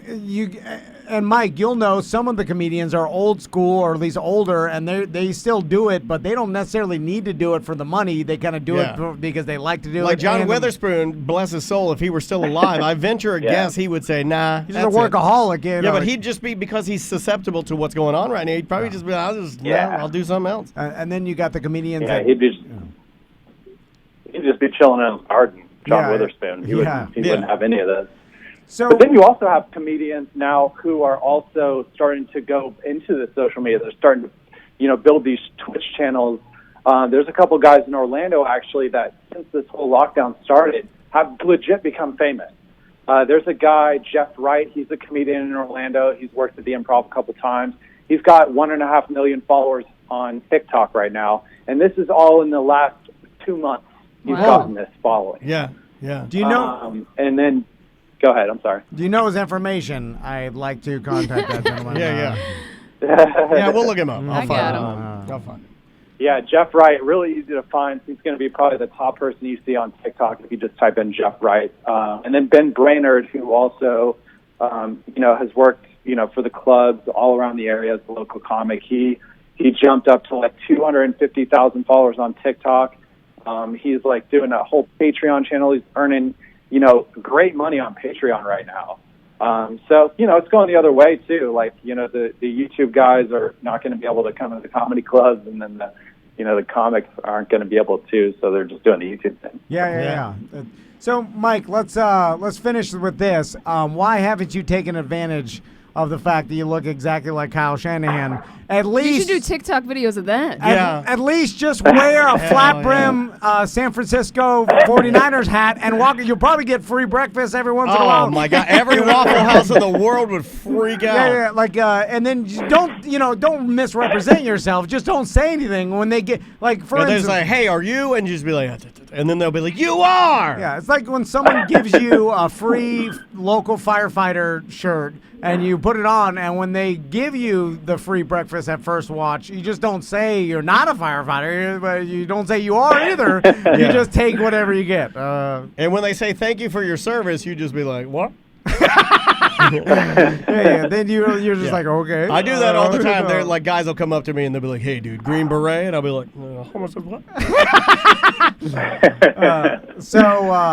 Why not? Just guys, the 49er hat. I'm getting desperate here in Vegas. I don't know. I might have to, things start picking up. I might have to go out and compete with the Buzz Lightyear and the freaking Spider-Man costume guys, Kyle Shanahan. Oh, well, you look better than they look. I mean, their costumes are bobo. I mean, at least you look like the guy. Well, dude, stay safe out there, man. Be careful, and I don't even know what that means anymore. But but hey, don't be a stranger and check in with us. And if you're ever back in Orlando, I mean, obviously, you're always welcome here. Yeah, absolutely. And guys, quick thing. Thank you so much for that huge hat that you gave me a long time ago. Going on these I've been going on some hikes. It's been a lifesaver now. My girlfriend. He takes pictures. No, he takes pictures with it, and I see him in different areas. He's got the hat on. Hey, thank you for repping it, man. I'm gonna get a 49ers hat made. Just to yes. A big one. I need to send it to you because we're gonna make this the world needs to understand. Yeah, we're gonna make this happen for you. All right, man. We love you. Be good. Sounds good. Hey, love you too, guys. I'm in. See ya. Quit making our guests awkwardly forced awkward. To say I love you too. Say it. I always say it. I love people. But when you say it, then they feel forced to say it. That was an obligation. I didn't hear any obligation there. No, I think you always have told Charette that you loved him. Yeah. I try to tell everybody, like, hey, love you, man. Like to me, it's you don't really love him. I do. I mean, I don't love him as much as I love my daughter, but he's, I didn't make him. If I made him, I'd love him as much as my daughter. If he died tomorrow, would you cry about it? Yeah, actually, I would. You would? Yeah. How much though? Like an ugly cry, or I just do one a little tear? cry in front of my wife to see if I get a BJ. Why would you? That's weird. I'm like, man, I'm really bummed about my friend. What would really make me feel better? So he loves you as much to manipulate a BJ out of it. Yeah. That's a lot. Yeah. I think that's more than I love my mom. Right? I think so. All right, let's get out of here. All right. All right, guys. See you tomorrow. Bye.